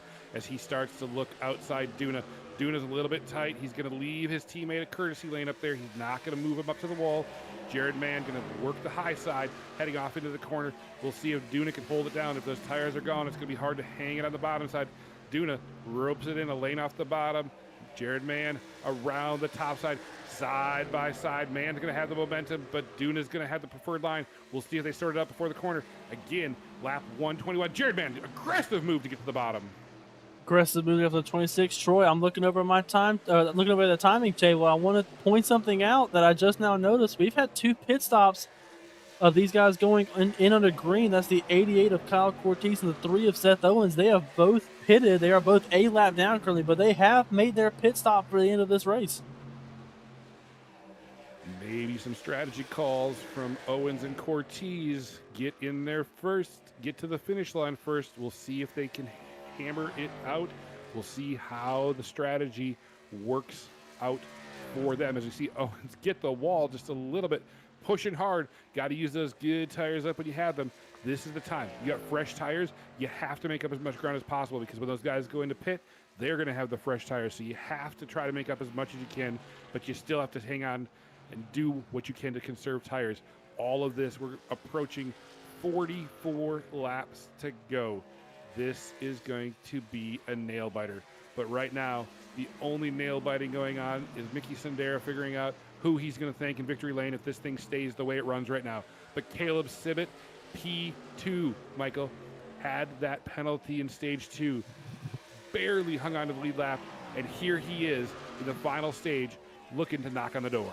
He is, and he just ran a faster lap right there than the 2. The 2 ran a 33.183. The 43 ran a 33.168. So not a huge difference. There's a little bit of difference. I'll continue to try to watch, maybe see if it's anything greater than that. But right now, the 43 is faster than the 2. You see the 2 running that high line, maybe starting to wear out that right front. We'll see if he's starting able to close the gap. Actually, Sibbett actually starting to pull away from this group behind them. You see the 85. Jason Baker's going to come to pit road. Jason Baker, the first of the leaders to hit pit road. We'll see if the others follow. Generally, Michael, within a lap, if people feel like it's that big of a difference, they're going to follow suit.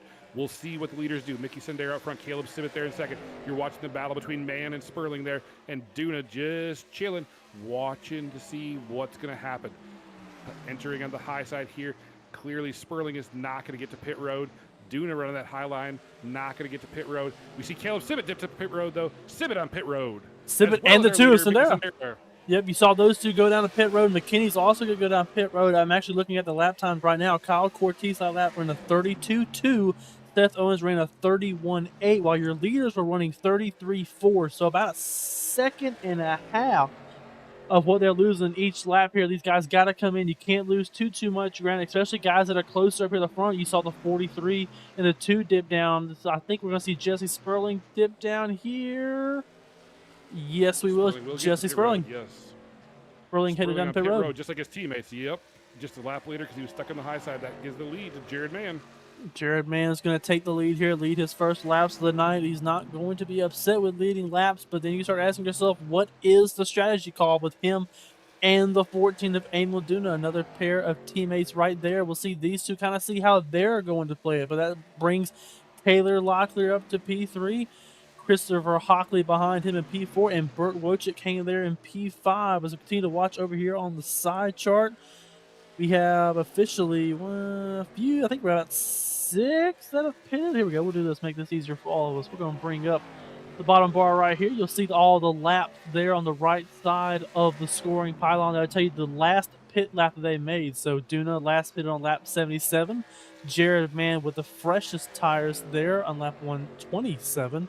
Continue to watch on, though. You continue to look on down the list all the way up to P7. Griffin's probably going to get put a lap down. He is in the pits along with Jared Mann. So those 2 will cycle themselves out. Cody Pierce staying out there. He is, I believe, the last car on the lead lap who has not pit. He is the furthest back. Duna heads down pit lane. Emil Duna coming for his scheduled service, which will hand the lead over to the 1 of Taylor Locklear, who should get some points for leading the lap. Taylor Locklear and Burt Wojcik, as well as Christopher Hockley, Palmetto Motorsports teammates. Maybe a team strategy for them to stick around out front, lead some laps for Taylor, and we'll see when they hit it. Taylor ropes it around, not slow it down. He's not hitting pit road this time. He's going to run this thing as long as he possibly can. His teammates in tow, they're going to stay out front. So now we got Locklear, Hockley, Wojcik, and Pierce. Duna pit road was the leader going in. We'll see Creech passes him. We're going to see where this winds out. Now, 4 trucks on the lead lap. What is the strategy call? How long can they go? How long can they push it? How long are they comfortable pushing it? As you see Creech work it underneath. He's going to try to get his lap back the natural way. He still has to catch up to Taylor Locklear, though. So right now, Creech gonna fight to try to get that lap back. He is our first truck a lap down as we run, as we see the 15 and the 93 hit pit road, as well as the leader Taylor Locklear. So Palmetto Motorsports on pit road, Michael. Now, where does everybody cycle out? I believe it's going to hand the lead to the 62 of Joey Creech. I believe he was one of the early leaders to go pit in there. Obviously, we said the 3 of Seth Owens, the 88 of Kyle Cortez, one of the first ones on pit road. But I was watching over. Joey Creech was the first one of that front top 10 to go on the pit road. So he was the first one on there, able to make up the time. You see the time difference right behind him. 85 of Jason Baker, as they're going to come around here. This will pass the leaders and end up putting him cycling up to the lead. You'll watch that here in a second as it updates. There it goes. Joey Creech up to the point. 85 of Jason Baker there. And the 2 of Mickey Sundera. Sundera actually fell back to third. We see someone coming off pit road right there. I believe that's the 9 of Cody Pierce right there.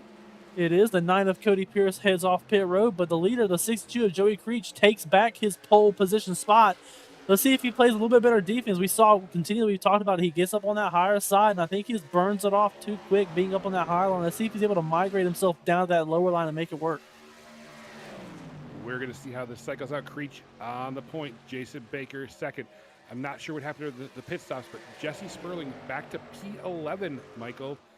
You also called out Kyle Cortez with one of the early pit stops, cycled out in P8.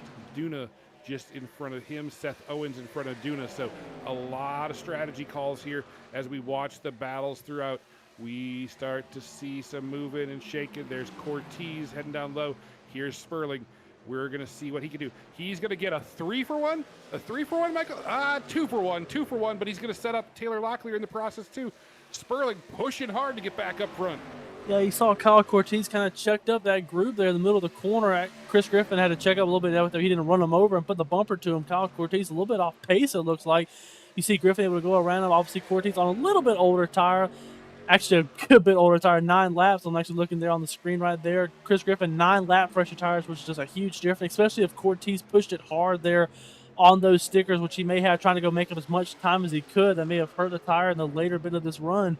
But a new leader, Troy, the 85 of Jason Baker gets around the 62 of Joey Creech rather quick. The 2 of Sundera are going to try to do the same here in a few laps. While we were watching that exciting battle of strategy playing out, Jason Baker said, here's some strategy. Go to the front. You can win the race up there. And Baker on the point, Creech in second, Mickey Sundera in third, Caleb Sibbett about a second back right there, the view of this battle. But out front, Jason Baker and Joey Creech and Mickey Sundera are going to duke this out. Just over 30 laps to go here in this one at Kentucky in the Whiskey 250 at the HPRL Truck Series Season 6, brought to you by Jiffy Lube of Mechanicsburg and Camp Hill, Pennsylvania. Michael, I think this is going to be an epic finish. What do you think? Is somebody going to run away and hide, or are we going to have a nail-biter and a last lap pass? I don't think we're going to have anybody get away from anyone at all. We've seen it all race towards the end of the stages. These guys get all grouped back up, whether it's a 3-car, a 4-car, or a 5-car battle with the leaders. We continue to see it shuffling. Look behind this group. You'll see the 43 of Caleb Sibbett. And I believe that's Cody Pierce right behind him, who's not going to be in fourth position. That is. So Cody Pierce is a lap down. He's trying to get his lap back the natural way. Stayed out long there, hoping for a caution. Didn't quite get it. So he needs to get back around these leaders ahead of him to go get his spot back. But we've seen these 4 right here. Caleb Sibbett has ran great. Ran his way from the back all the way to the front after that speeding penalty. He should have maybe around enough time. I would think he'd have enough time to get back up there to go put his name in contention here. He's only, as I look over here on the side of the scoring pylon, he's only about a second. He's a second off, which he made up more than that. Like I said, had to come back to the entire field there at the start of stage 2 and able to make it work. So we'll keep an eye on Sid back there. But all the battle right here, the 85, the 2, and the 62, we've seen battle all night between all of. We see Creech, like I said, we've continually seen him slowly fade off, pushing that truck a little too hard. I actually saw him trying to rope the bottom there, which I think is going to be a lot better move in the longer run of his truck. He may not like being down at the bottom, but it definitely takes care of those tires a little bit more than ripping up on that higher line. As we see the 2 trying to flash up there and get the clean air, trying to get a little bit of a run, trying to get himself the clean air back on the nose of that number 2 Red Bull machine. Mickey Sundera looks down low underneath Jason Baker. He's going to drive it in deep as they head into the corner. Baker going to rope that middle line. Mickey maybe a little bit tight. Easy back to the throttle. Is going to fall back in line. He's not going to quite have the quarter panel. He's going to try to get that draft. Baker going to shut off the low line as they head down the straightaway and cross the stripe. Again, all of this happening with less than 30 laps to go here at Kentucky Speedway. Jason Baker, Mickey Sedera, and they now put a gap between themselves and Joey Creech. Creech better watch out. His podium might be in jeopardy with Caleb Sibbett hunting him down from behind. A good gap between them, but the battle up front, mano y mano currently with Jason Baker and Mickey Sendera. Mickey Sendera's going a little bit higher, going to try to get a toe as they head down the straightaway one more time. Michael sizing him up. Does he go early? Does he go late? Or is this all he has? We're going to find out as Mickey peeks the nose down low. Jason Baker here on lap 140. Jason Baker threw a little bit of dirty air on the nose of the two going into that corner. It's going to hurt him a little bit. He's going to get the toe there out of the corner. Let's see if he maybe goes for the dive here. We see Mickey be pretty patient here behind the 85, continue to run his laps, keep that truck intact, keep it in one piece. Maybe he just doesn't want to overdrive it, trying to eventually set up that pass there, being methodical, trying to set up that pass, not being over aggressive and hurting the truck. As you'll see right behind these two, Sibbett actually working underneath the 62 of Joey Creech, and I think he's going to have him here. The two all over the back bumper of the 85 again. He's going to get tight. You see him get tight right there. He slides that truck up a little bit. The 43 of Sibbett goes around the 62, so now that opens up the door for Caleb Sibbett in P3. He's a second off of these guys still, able to clear the 62, who's starting to fall back a little bit, but these two continue to hold that gap pretty strong. We'll keep an eye on that gap, maintain it. But the two is going to keep trying to push hard, trying to get around this 85 machine. You just can't hurt the truck in the process. Can't hurt the truck in the process, but if the two can get the 85 to use up his stuff, remember that 43 is a teammate of the two, so sometimes you have to give one for the team. Maybe Mickey Sendera's job right now is to push Jason Baker as hard as he can. Yes, Mickey wants to win, but if he can get Baker to use it up, and that leaves the door open for Sibbett, that's a good team day. Again, they head off into the corner. You see Mickey, he dives a little bit lower, trying to keep some air on that front end. He's going to have a good run here coming out of the corner. Not enough to catch and pass Baker, but he gets a lot of momentum. He peaks high this time, shades the nose. Here's a great look out the tailgate of the 85 machine. Sendera this time, Baker blocks him low, leaves the high side. Mickey's going to come down mid-corner. He's going to try to use that draft, Michael. Try to avoid getting forced to be tight. He's going to get that pull right to the deck line. Now he looks low. Not going to have enough. Baker's going to try to shut the door. No, he can't get down there, Michael. He leaves room. Mickey's going to have a chance, but he's not going to get the drive off the corner. That's the hard part about being the leader. You have the ability to block and throw dirty on the guy behind you, but if you do it wrong, it's going to end up hurting you even worse, because if you get mid-corner, you realize that guy's going to go low on you. Look what it did to the 43, though. Caleb Sibbett draws himself right up to these guys while we weren't paying attention. We saw the 85 throw that move on the 20 or on the 2, trying to block the dirty air, and it pulled the 43 right to them, being side by side. Here you go. Caleb Sibbett put his name into the hat here. He's going to try to make it work. Looking around these guys, Sendera sees it behind him. Sendera's like, we have to go. He's now pushing the issue, trying to get in line, trying to get the draft. That may open the door for Sibbett. Let's see if he goes on the bottom. The two's going to block that bottom line. He's not going to give up the bottom. He knows that's where the good line is being on that bottom. It's easier. It's shorter. Here we go. Out of turn 2, the 85 with Jason Baker holding strong there. The two trying to just get away from the 43, but he's not going to be able to anymore. You wonder, the 43, how much more tire advantage does he have on these guys, but taking care of it? You saw him methodically make his way, going for maybe another move, looking for the outside of the 43.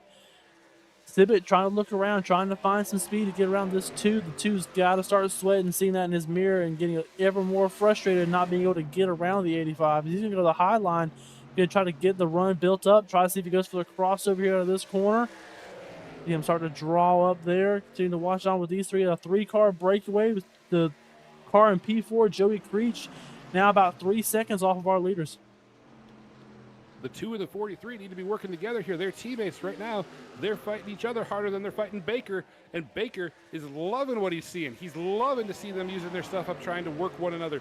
But now they settle back in that last corner. Sibbett had to check up a little bit. This time, Sendera looks to the high side. He's going to try to get the momentum. He might have the quarter panel.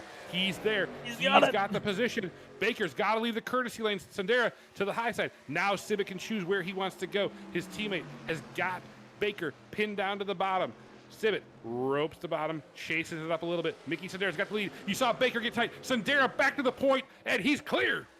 Yep, Mickey Sandera, now your new leader, takes the spot back away from the 85, and now the 85 may lose a spot here to the 43. He will. Caleb Sibbett up to P2. Now it's a teammate on teammate battle like we saw last week. Let's see how nice they play. We saw them pushing hard against each other. I don't know what we're gonna get. We still have 19 laps to go here in this race. I can't do math half the time. I just try to call the race the way I see it. But as we watch on, the 43's got a lot of work to do. Right now, he's about 3/10 gap off of his teammate there at the 2, but he also has to make sure he doesn't leave the door open for Jason Baker trying to go get a spot back and do what Caleb Sibbett did. These guys be patient back there, come back and end up putting some pressure on the 2 leaders later in this run, but she's still 43, already closing the gap there. To the 2 of Mickey Sandera right now is down to 2.5 tenths. He continues to put a 10th there in 1 lap. We'll see if he continues to mount it. The draft is gonna help get him closer there to the 2.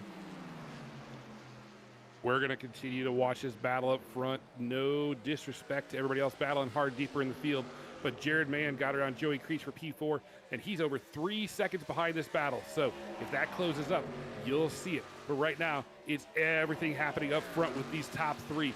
You got the battle going on. There's a good look at Jared Mann and Joey Creech in your 4th and 5th spot. You see Emil Duna peeking out there, but up front, Mickey Sandera. You see Caleb Sibbett starting to close back in, maybe just a little bit. We'll see if Sandera chooses to do the conservative life. No, he ropes that middle line, Michael. He likes to go carry the speed around, and his teammate, Caleb Sibbett, is making up ground on the bottom side. Jason Baker just chilling out, maybe cooling off those tires a little bit, or maybe that's all he has. These top 2 teammates, how are they going to push it? Less than 20 laps to go, like you said. And this is going to be a 3-truck battle unless Jared Mann can close a 3.5 second gap. It's a big gap to close. We'll have to keep an eye on it. Maybe see if he's able to bring in. I mean, you'd have to get roughly, even a 10th a lap. You're still looking at too many laps of what you need. You have to be in chunks of about, let's see, we have 16 to go. Roughly 3 to 4 tenths a lap, and I'm not seeing that on the speed charts. Just looking at the times right now, Mickey ran a 32.8, Jared ran a 32.799, so pretty much a 32.8. He's not going to be able to make up that time. I think we saw Mickey get on the pit road earlier, and that's what makes the difference when you come on the pit road first. As I say that, Sibbett now looking underneath the 2. Teammate on teammate contact with the door. Oh no, teammate contact between teammates. This is the second week we've had to say that. They stay straight though, but it's going to bring the 18 McKinney. He's trying to go get one of his 2 laps down. He is not for position. He is 2 laps down, trying to get a lap back. But the 85 not close enough to really capitalize on that. These guys still side by side. The 2 on the high side, the 43 on the bottom. Teammates starting to play around, maybe play not so nice with each other. Here we go, side by side down the back stretch. Snippet on the bottom. Mickey Sandera here in the Red Bull machine on the top side. You see McKinney trying to make up that 3rd groove. Not going to get it. The 43 backs out. The 2 up on the high side, he'll have the run. The 18 on the outside of the 43. Let's see what he does here to the 2, trying to go get one of his last laps. Like I said, 2 laps down.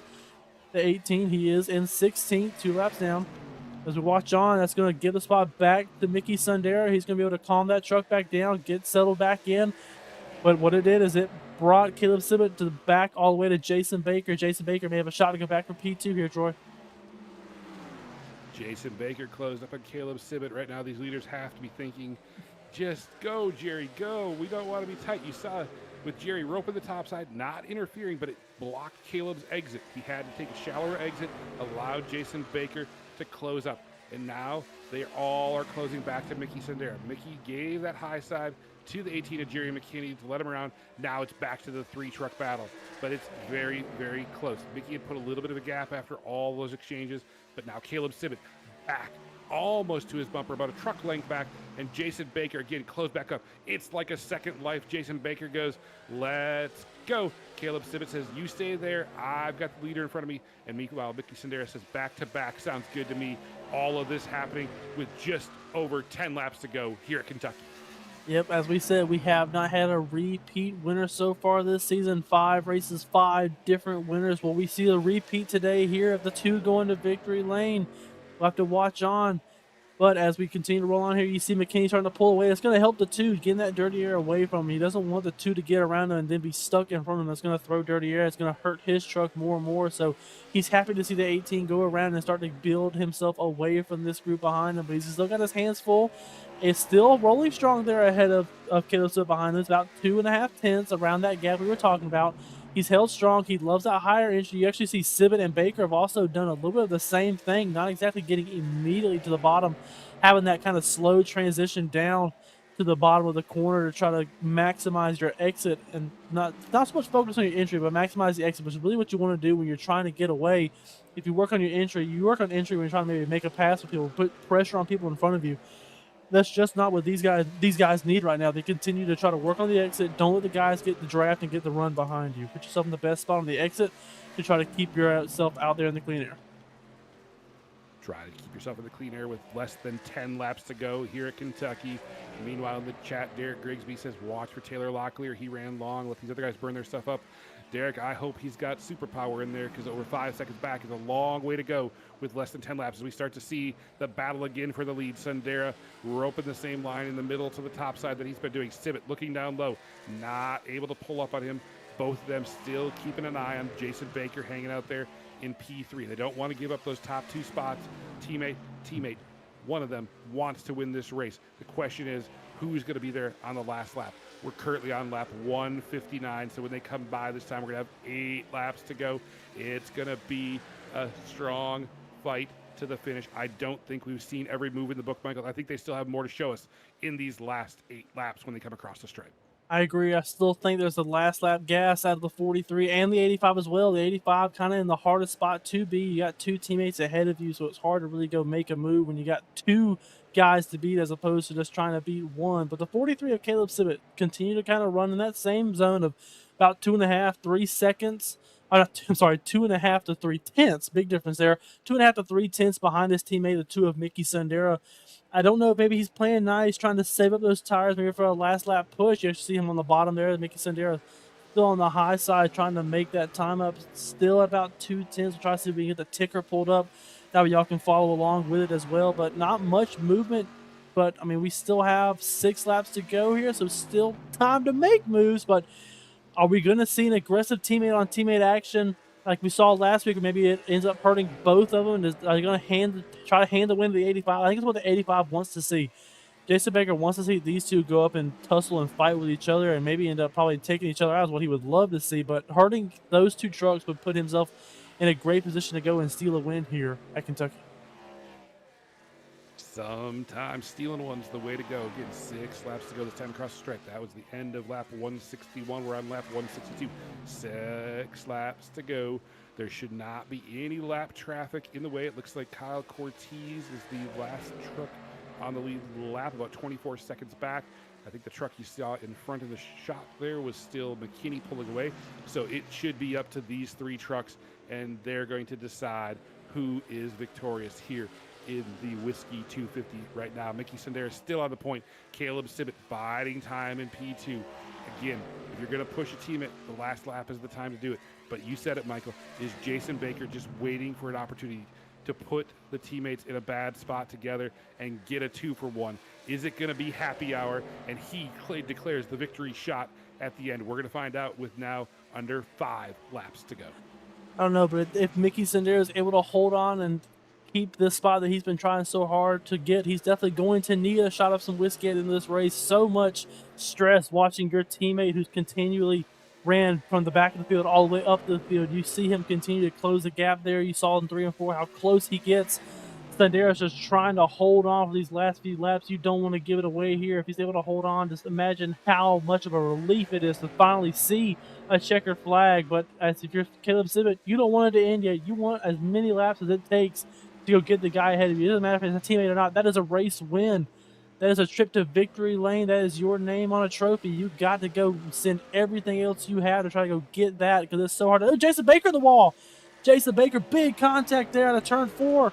Way off the pace. That's going to hurt him. That may be all it takes to make this a 2-horse battle towards the end.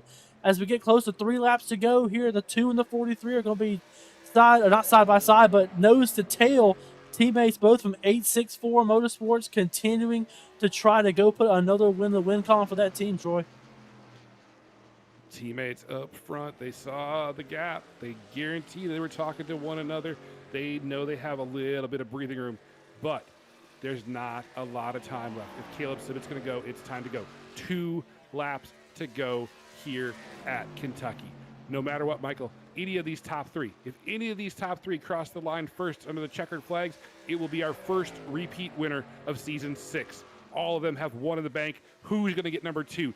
Again, here we go. Sundera in the 2 truck. Sibbett in the 43. Jason Baker needs a little bit of help. You see Sibbett push way up the track, trying to get a big run.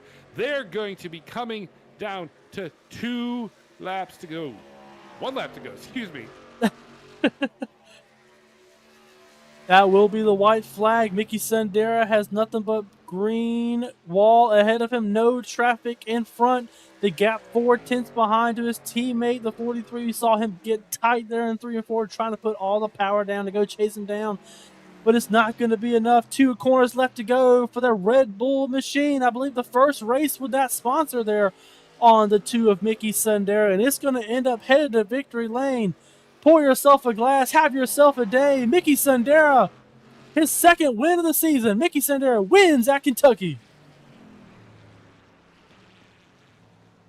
2nd win in 2 weeks. Back to back for the 2 truck in the Whiskey 250. Michael, we didn't have a single caution tonight. Oh, glad we were able to get that announcer's jinx off and over with. We didn't get the caution at all, other than the natural ones from the stage. We saw great green flag racing. We got the green flag pit stops we have been wanting to see, that we always love to try to poke in on, see if anybody makes that little mistake. But the 2, like I said, was one of the earlier ones on the pit road, able to maximize those fresh tires, put himself ahead, and keep himself up there, even with a hard charge of his teammate, the 43 of Caleb Sewell behind him. What a great finish. What great racing from this entire field. We're going to watch Mickey Sundera burn it down at the start and finish line here at Kentucky Speedway. Rightfully so. A heck of a run from him. His teammate Caleb Sitter right behind. In just a moment, we'll take a quick commercial break. We'll come back with your full field rundown, and then we'll talk to our top 3 finishers here at Kentucky.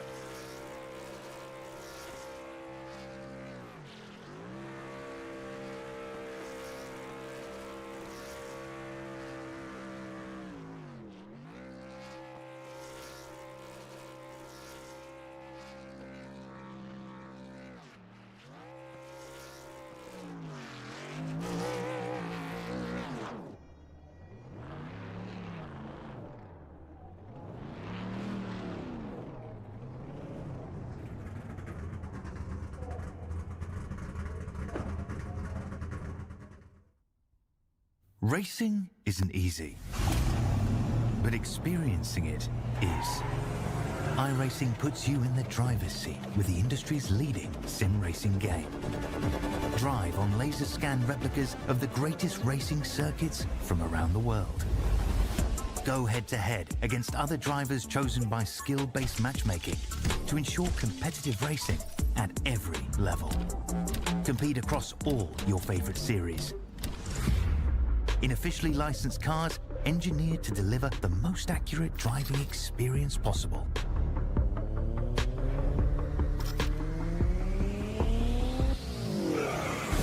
Join a race or host your own with players from across the globe. Race against the computer or in a league with friends. Feel the thrill behind the wheel. Visit iRacing.com. Welcome back to Kentucky Speedway. Conclusion of the Whiskey 250 here from Sparta, Kentucky. Great race from all the drivers here at the HPRL Truck Series. Let's take a look at the final finishing order from tonight's 167 lap affair. Mickey Sundera, the 2 truck, taking the win. Teammate Caleb Stibbett in the 43, second. 85 Jason Baker, third.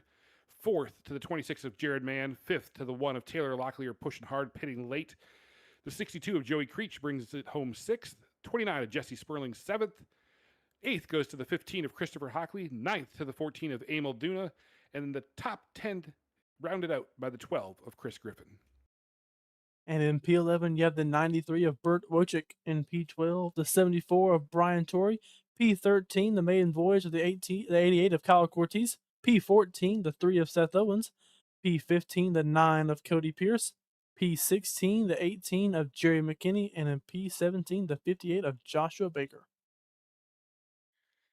That rounds out the field from tonight at Kentucky.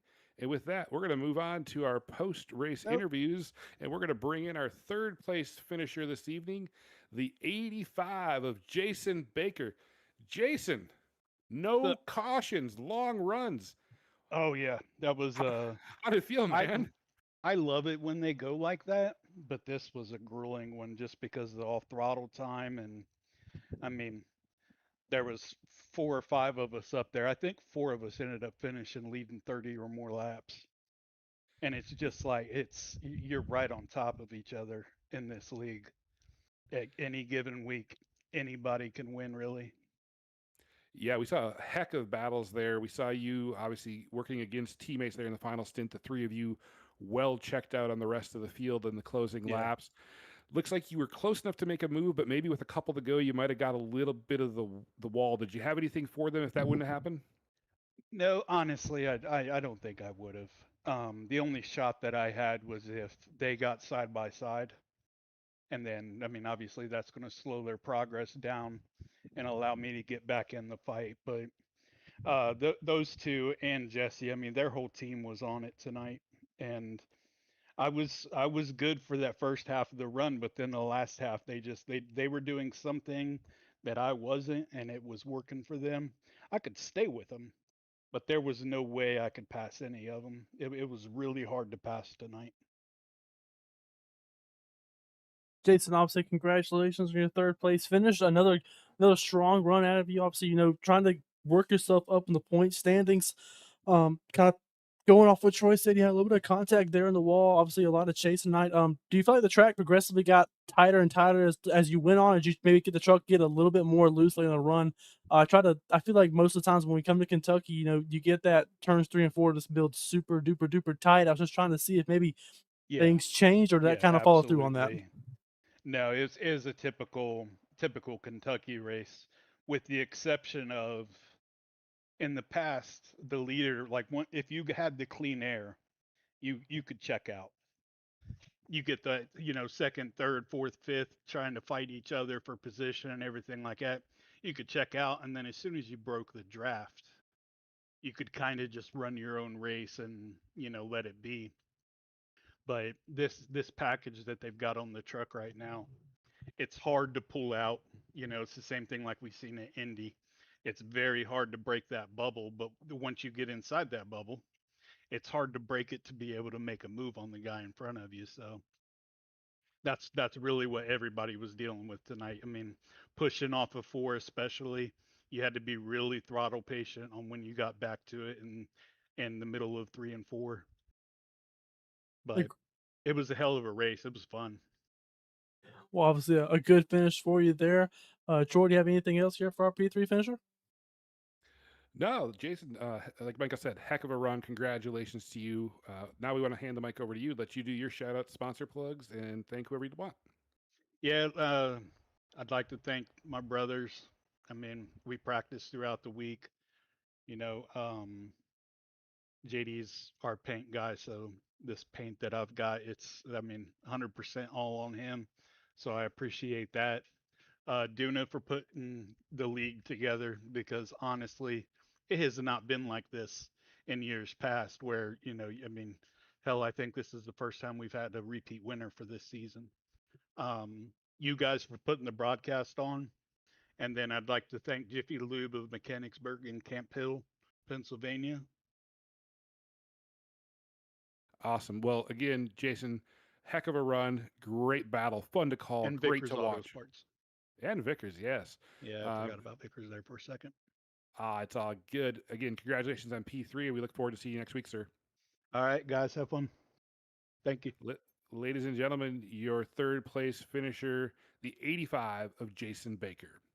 And with that, we're going to pull in our runner up this evening, the number 43 of Caleb Sibbett. Caleb, you might be one of the best poker players I have ever talked to, because unless you got a black flag after you talked to us, you were holding a secret after that stage and made a little bit of extra work for yourself tonight. Yeah.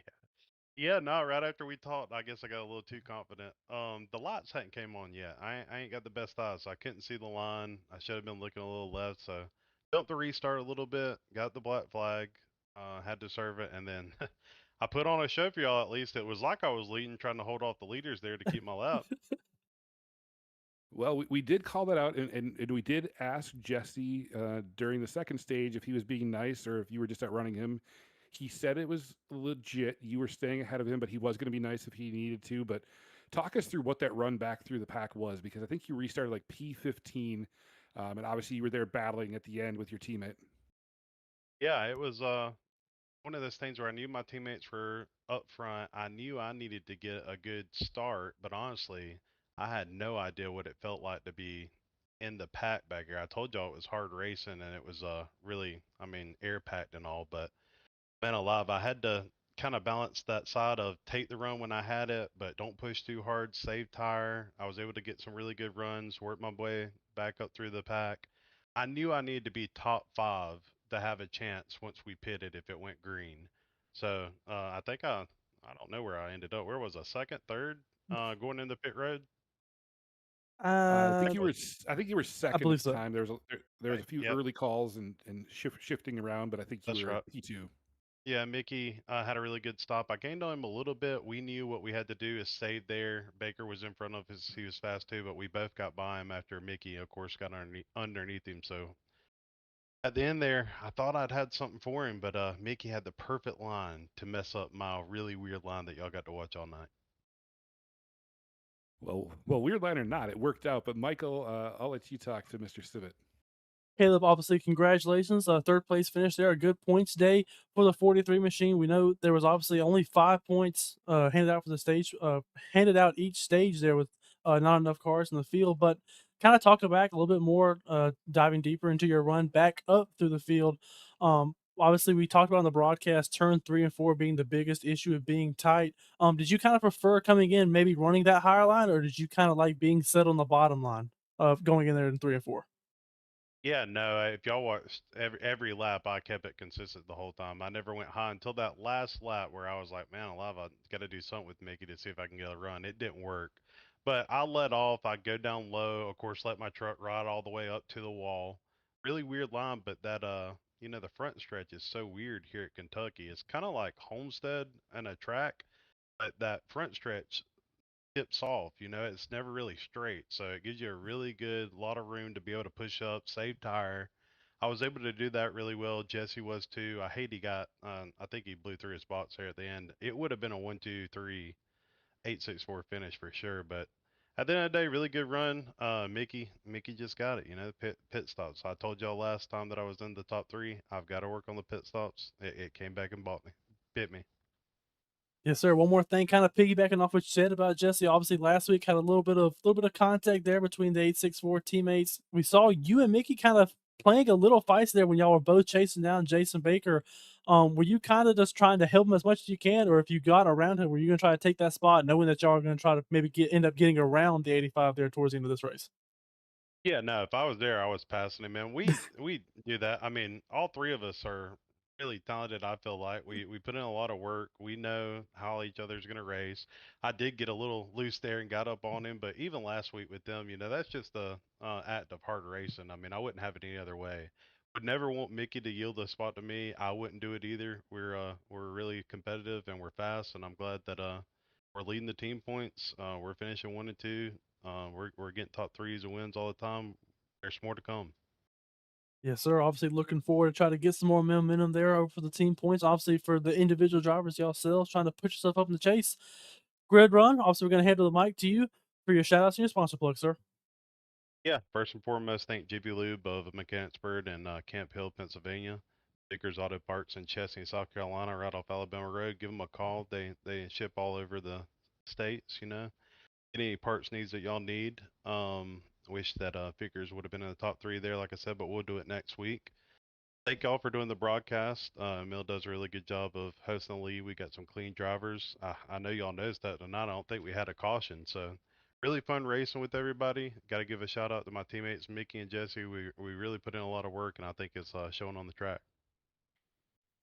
Showing on the track, indeed. We got to talk to one teammate at the end of stage one teammate at the end of stage two, and we'll talk to the third one here in just a second. But Caleb, congratulations again on the runner-up finish. Celebrate that, celebrate with the team, and we look forward to seeing you again next week. Yes, sir. Thank y'all. Ladies and gentlemen, your runner-up this evening, the 43 of Caleb Sibbett. And with that, we'll head on down to Victory Lane, and we will talk to our first repeat winner of the season and back-to-back winner, the two of Mickey Sundera. Mickey, before I even ask you any questions, I hope you're going to celebrate this one with a little bit more enthusiasm than last week, because I know that that wasn't the way you wanted it to shake out last week. Oh, you guys have no idea. I'm excited.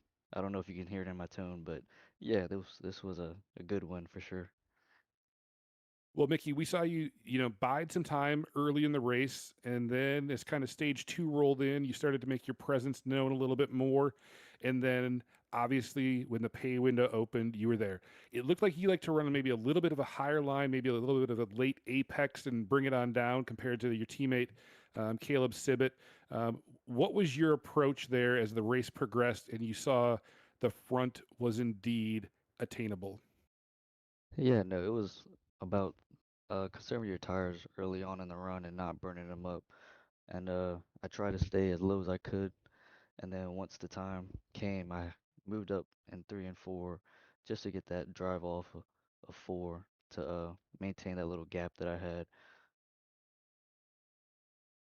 Well, the gap worked out. You brought it home P1. Before I turn it over to Michael, I just have to ask you, what is the 864 secret? We talked to Caleb at the end of stage one, we talked to Jesse at the end of stage two, and now we're talking to you at the end of the race. All three of you claiming a stage victory, you with the most important one in victory lane. What's your guys' secret as a team? I just think we communicate really well, and then we also put a lot of time in on the sim, trying to get each other better and trying to get each other faster. But more importantly, we're all, competitive and we all want to win. And so I think that's what makes us, great teammates is that we're all fast. And at the end of the day, somebody has to win. So I'd rather it be, one, two, three. But if one of us can get the victory, I feel like that's a good day for the team. Speaking of, they're obviously making congratulations. Back-to-back wins there. Two great weeks you've seen out of the two car. A lot of strength coming up. Obviously, teamwork makes the dream work. Y'all continue to show in, week out. Does y'all have some of the best drivers over there on that side, over there at 864? But I kind of want to piggyback on. We go a little bit there on that third stage. Obviously, we went green we went green all of the race, so you had to make a pit stop. What was kind of your determining factor? When were you did you have to change your strategy on thinking when you were going to pit there in that stage? And obviously you beat those guys off of pit road. Just kind of your mindset of, did you want to pit altogether? Or were y'all trying to, kind of shake it up, do it differently to try to have the best strategy as a team to secure this win? Yeah, no, like you said, as a team, we had committed to a lap number, and then when it came down to it, we all stuck to the plan. I I really did not think I had a good pit entry. I felt like I was a little conservative, but when I got back on the track, I saw the gap I had to the 85, and I was like, wow, I did not think I had a good pit stop, but it ended up working out really well for me and for Caleb, and it was unfortunate for what happened to Jesse there on pit road. Yeah, we heard about him sliding the box. Obviously, we'll steal your points later, so obviously he'll try to rebound back next week. But looking at next week, I believe we had back short track racing. Are you looking forward to heading back there, or maybe you're trying to wait till we come back more to these mile and a half style tracks? Honestly, I'm riding the momentum right now, so whatever, track is next, I'm gonna put the work in through the week, and we'll get together as a team and try to come up with the best game plan and we'll just go from there. I guess I only have one last question. You gonna call your shot for going for a three-peat here? No, I'm never gonna do that. As much as I would like to, I know how you can go from the front to the back really fast, and it'll humble you really fast. So nope, nothing.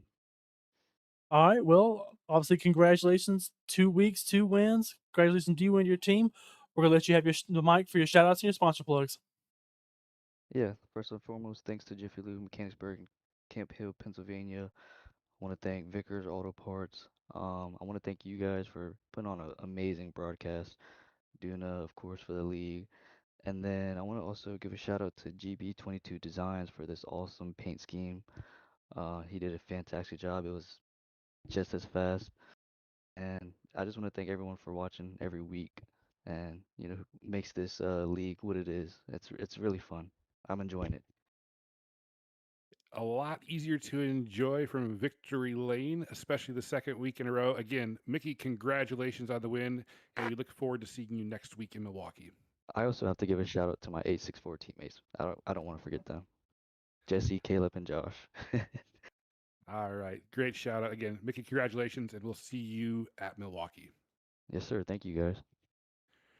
Ladies and gentlemen, your winner from this evening, back to back, the two of Mickey Sundera. And I just want to do a quick shout out with all the green flag racing. We did not get to shout out our title sponsor, but you heard how important that is to all of our drivers.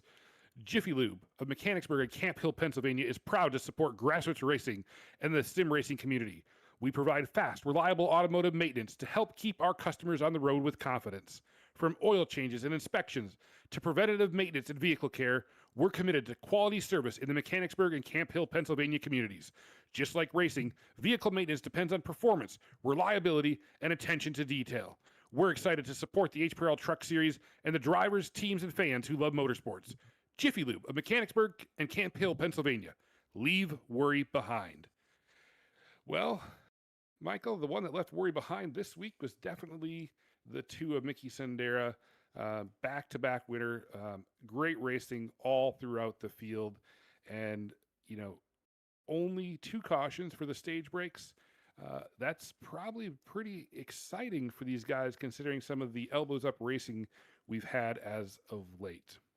I definitely agree. I think this is definitely a kind of breath of fresh air, kind of a week to not so much calm down, but kind of get some relaxation. Have a little bit more space to play around with your truck. A week to kind of get back to something that I feel like produces the best racing. That is mile and a half. So obviously, short tracks are a part of NASCAR and a pivotal part. But I think some of the best racing comes out here on these mile and a halfs when you have so many different grooves and choices. You can play with the speed and the lines. Tire wear becomes even more of an important factor by determining what you choose to do. Obviously, that's going to change as we head back to a little bit of a shorter stretch coming up here soon. So we'll keep an eye on that. But no, I think, like I said, great racing all night. Green flag. We saw these guys battling from front to the rear. I mean, just moving all over the place. We saw that 5-car breakaway for most of stage two. I mean, we saw 3 to 4 different leaders just continue to move and shuffle around through most of this race. And it ended up in the two's favor with him taking home the win. Taking home the win, indeed. And speaking of different grooves, there's different grooves for different types of tracks, just like you said. Let's take a look at our schedule to give everybody a flavor of what's coming up. Just wrapped up 167 laps here at Kentucky. We go from Bourbon to the Champagne of Beers in Milwaukee. We head to the Milwaukee Mile. It's going to give us a different flavor, some more short track racing, followed up by Richmond, New Hampshire, and then the throwback race at Darlington. And I know you love yourself some Darlington, Michael. I am most definitely a big fan of the Lady in Black, but I'm not gonna let all that excitement out yet. I got 3 weeks to get to this short track racing. A lot more excitement, a lot more elbows up that we talked about before you get to that tricky track up there in South Carolina. We'll cover that when we get there. But that's right now. What happens on the mile stays on the mile. Coming up next week, the Milwaukee Mile, another tricky short track that's a little bit of an unknown to a lot of the guys who know or a lot of people that watch NASCAR. It's not a huge track in terms of knowing. So I feel like kind of on the same page as Lucas Oil. A lot of people maybe don't know that off the top of their head. So it'll be one that's A lot of fun, a lot of trouble. Can have really tight corners there at Milwaukee, and obviously a lot of degraded surface, which we want to keep an eye out for. But like you said, 3 short tracks coming up. Have a chance to go win a lobster here in 3 weeks before we head back to some different racing, including the All Star race coming down the pike here, Troy. Yeah, speaking of the All Star race, Michael, we've been teasing our viewers for way too long. What do you say? Do we pull back the curtain? I say we give them a little bit of a taste there. All right, we'll give you guys all a sneak peek of the All Star race that's coming up. So, here are all the details. I'll hit on them real quick. There will not be a test you don't have to memorize, but we do want to familiarize you with one very important aspect at the end. So, the All Star race will be at Echo Park Speedway, also known as Atlanta, for those that know it by that name. I want to call out there are no points for this race. This is a straight up all star Duke 'em up battle. The drivers are racing for cold, hard cash. You can see every lap led, finishing positions. Oh, by the way, there will be heat races after qualifying that will set the field. And, Michael, caution laps don't count. You are guaranteed green flag racing for the entire All Star race. And here's where you make a difference, fans. Fantasy Sim Racing has been partnered with HPRL all season. That QR code down there will take you to the registration page for Fantasy Sim Racing for the HPRL League. It is free to join. Just email, username, password, log in, create an account. Set a lineup every single week. You'll see others are doing it. They're having a blast. But most importantly, for the All Star race, starting on August 31st, the lineups will be open for the All Star race. You set your fantasy lineup, whoever you put in your number one position has a chance to earn just as much as first place. If your fantasy lineup is the winning lineup, whoever you have placed in your number one spot gets a $50 payday just like the winner of the race. Maybe it will be the winner of the race and they can double down. But nonetheless, you have a chance to get any driver in the field a payday. So no matter whether you're first or 15th or 30th, you have a chance to win at the All Star race. We're hoping for a big field of drivers. You've obviously seen the talent on display, and we want you to be part of it as well in determining the outcome. So, Michael, we'll go through more of how to do that in future weeks, but I'm really excited for this All Star race. How about you? Definitely can't be mad with money on the line, a whole different kind of stake. We'll definitely see a whole different level of aggression going out for that cold hard cash. But the detail I like, no caution laps, a little bit of a dirt trial, a dirt track style going on right there. Obviously, dirt racing, they usually don't count caution laps. So definitely the best product we can roll out here for the All-Star race. Glad to have Fantasy Sim Racing come out here and sponsor this, and excited to get there in a couple weeks. Absolutely. No points on the line, but bragging rights and some cash. But like you said, we've still got a few more weeks of racing to go before we get there, and it'll be very exciting nonetheless. So watch for more on the All Star race. We'll continue to keep you apprised so you don't forget. But next week, it's all about Wisconsin and the Milwaukee Mile. This has been a great evening here at Kentucky. On behalf of Emil Duna and everybody at the HPRL Truck Series, for Michael, myself, and everybody at Veterans and Affiliated Networking, we thank you all so much for tuning in, for your active participation in the chat. Feel free to drop a comment if you ever want us to cover something. We appreciate talking with all of you each and every Thursday night. So until next Thursday at the Milwaukee Mile, we wish you all a great Whiskey 250 evening, and remember, keep it between the lines.